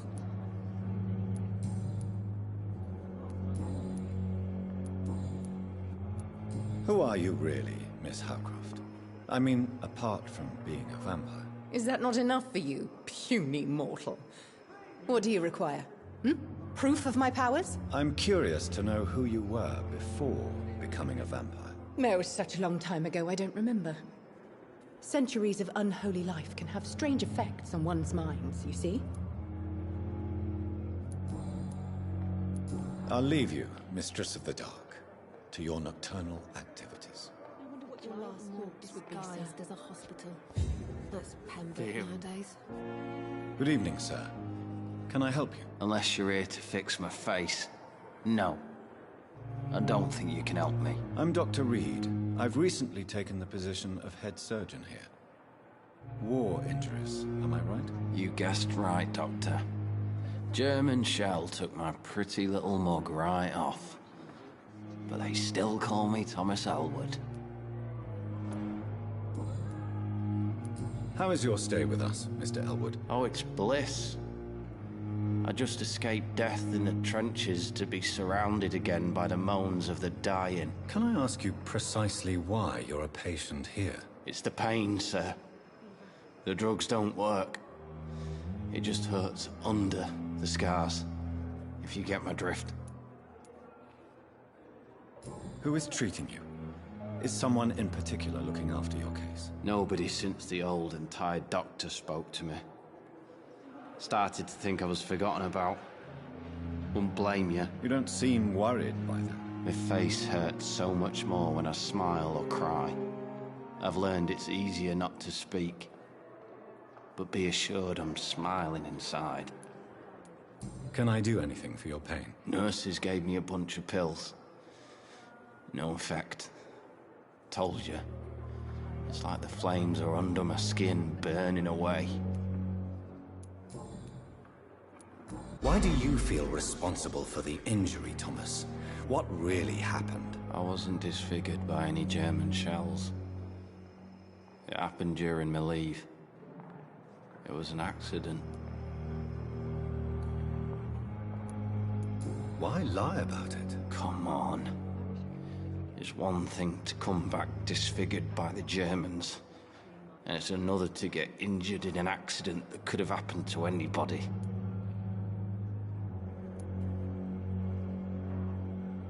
Reconstructive surgery has been very successful for some soldiers. I don't want to wear a bloody mask for the rest of my life.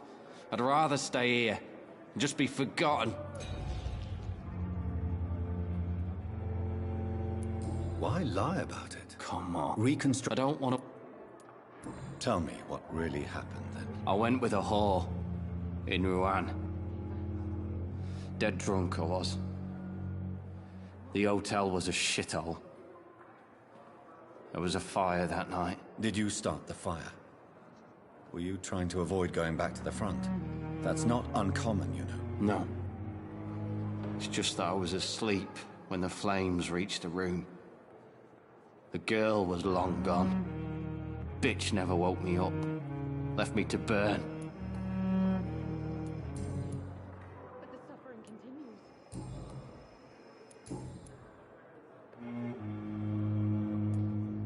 Where were you stationed, sir?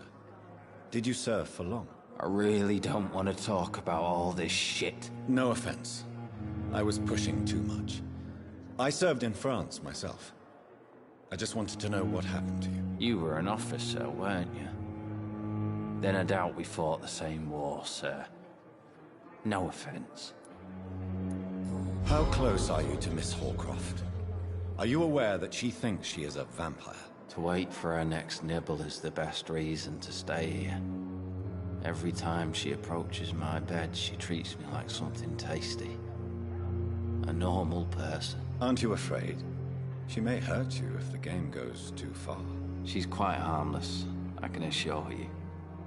Her head's broken inside is all. While I'm busted on the outside. But she's still beautiful. Living proof that there's hope for me.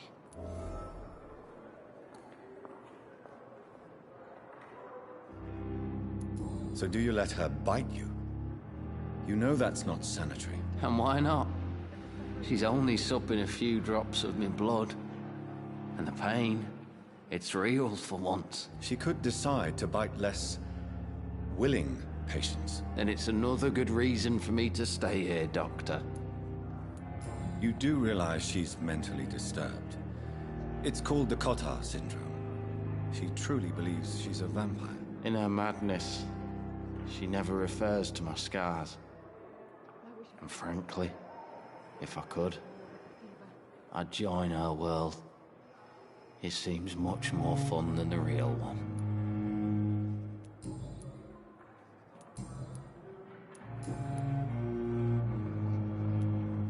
Where were you stationed, sir?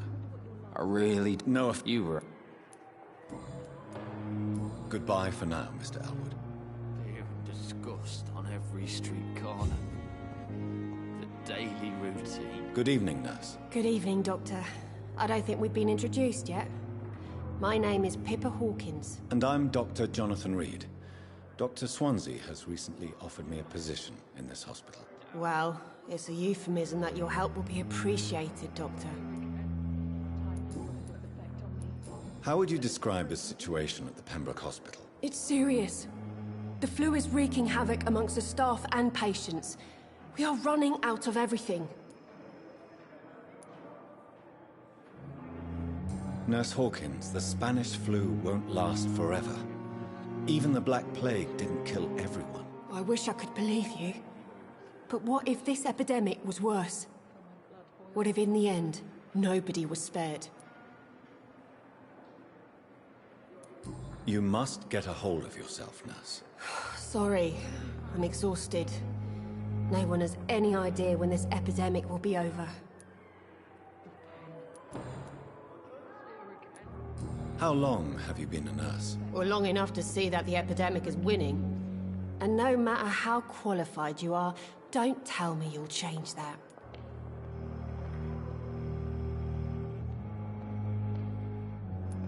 You'd be surprised what dedication can achieve, Nurse Hawkins.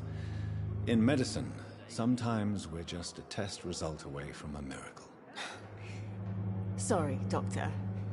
I don't want to sound bitter, but I'm just too tired to give a pep talk like Nurse Brannigan.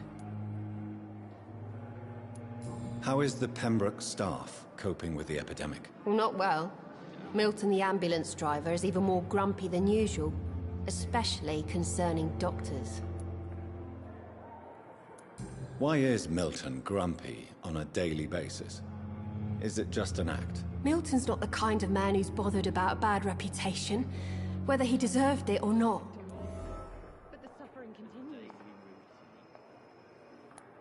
Why does Milton dislike doctors? I don't know. Just ask him. But be warned, Milton is not the chatty type.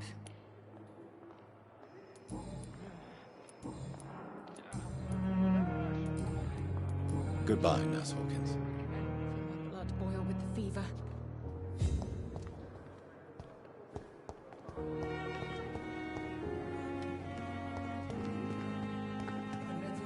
Perhaps I should have considered If the offer only there from were that more of Callaghan us, fellow. with less resignation and more determination. I know I can count on you. Good evening, Nurse Brannigan. Good evening, Doctor.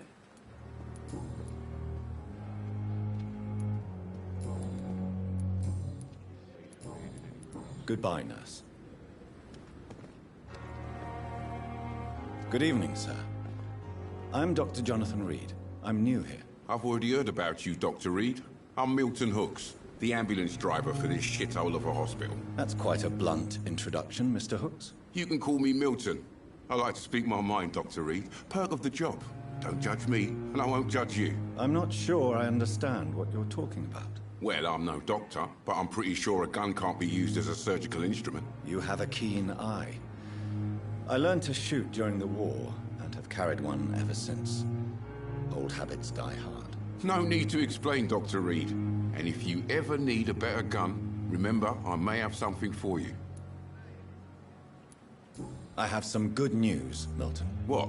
The epidemic's over? I retrieved your wallet, with all the money, and a certain picture. Well, yeah, Pippa Hawkins is my girl. So what? Is it the difference of skin color that bothers you? Not at all, Milton. Good. Please, take this money anyway. To remind you to keep your mouth shut. Not everybody is as broad-minded as you, Dr. Reed.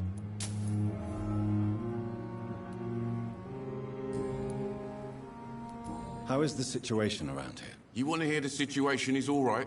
It's fucking awful. We lack everything, and it's getting worse every day.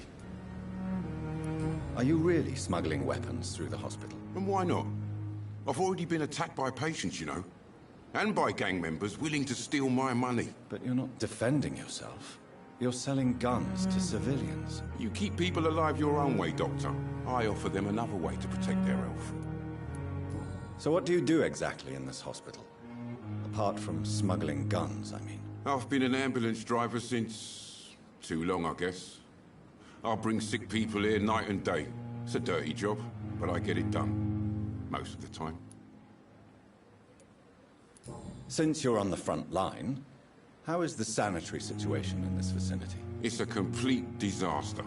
It's even getting dangerous to enter some streets or buildings. Even the locals attack you. It sounds like things have been a bit rough recently. What's happened? Yesterday I got attacked by the patient I was bringing here. I escaped from the hospital's garden, but I lost my wallet when I was running. You left an infected patient outside the hospital? That's incredibly dangerous. Go there yourself if you want, but be careful, Doctor. I'd rather not bring your dead body back.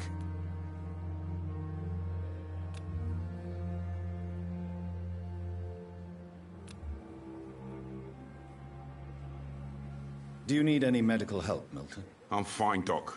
Physically, at least. But I would give everything to be in a better place right now. Do you need any medical help? I'm fine. What's going on between you and Nurse Hawkins? Pippa's tired. Tired of all this shit. Tired of all those corpses piling up. She's as depressed as I am. During the war, I witnessed a few couples just like you come together in difficult circumstances. It can be very damaging. Maybe you're right. But we support each other. And that's all that matters. You do realize you could both get fired. Hospital staff are not meant to have intimate relationships with one another. Come on, Dr. Reed. Do you know how many rules are broken in this hospital every day just to keep it running? There's nothing wrong with what we're doing.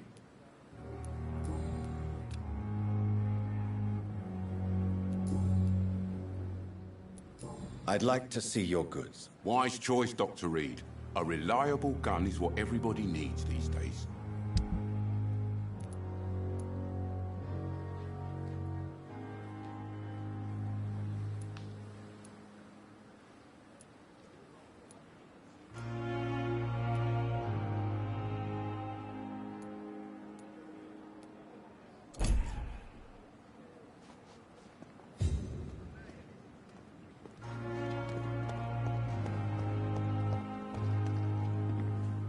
Perhaps I should have considered the offer from that category.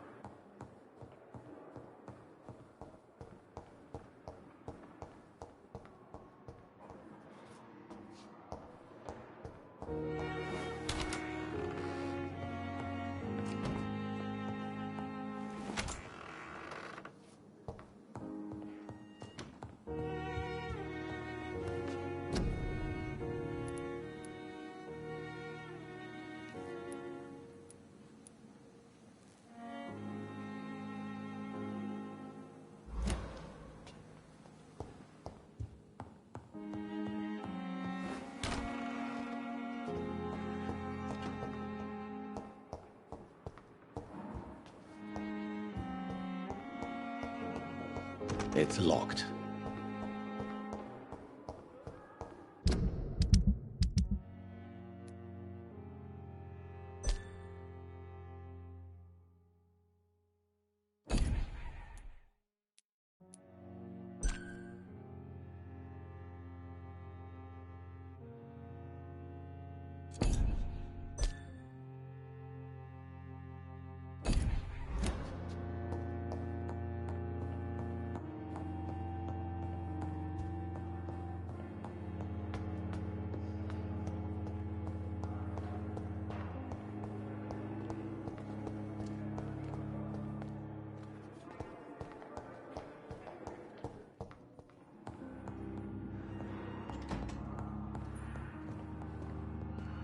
You always knew the words to calm the children, Ellen. As for me, what a blundering idiot.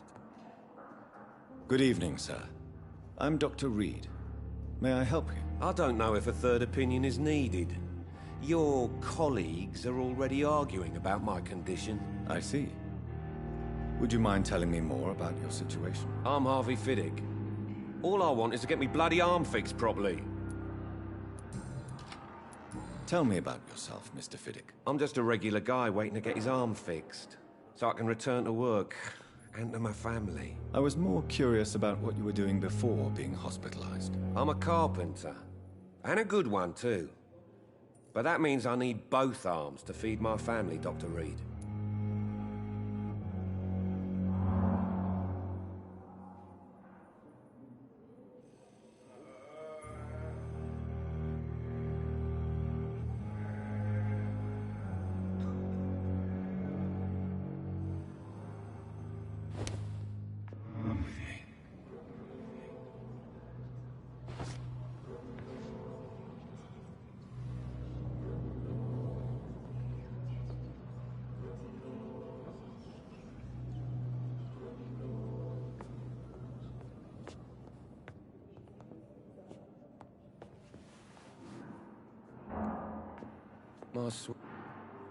Good evening, Mr. Fiddick. Good evening, Dr. Reed. Any news about my operation? Are you satisfied with your treatment here? Well, it's clear that I've chosen a bad time to be injured. Forgive my bluntness, but you seem overwhelmed by cases of the flu. I won't lie to you about it. I'm afraid we are. Are you sure you don't want to operate yourself, Dr. Reed? I have the feeling you're very capable, and your colleagues seem to think so too. In other circumstances, you would be right. But for now, I don't think I can take on the responsibility. My apologies.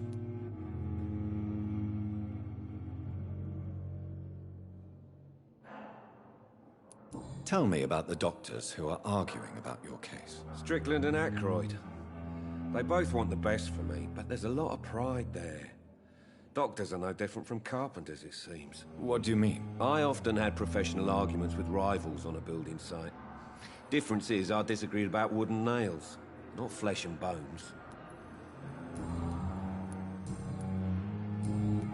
Is there anything else that's bothering you? Can I help in any way? I'm all right. Considering the state of this place, I should consider myself lucky, I guess. Goodbye for now, Mr. Fiddick. I'll see you later. I will not let you down, my boy.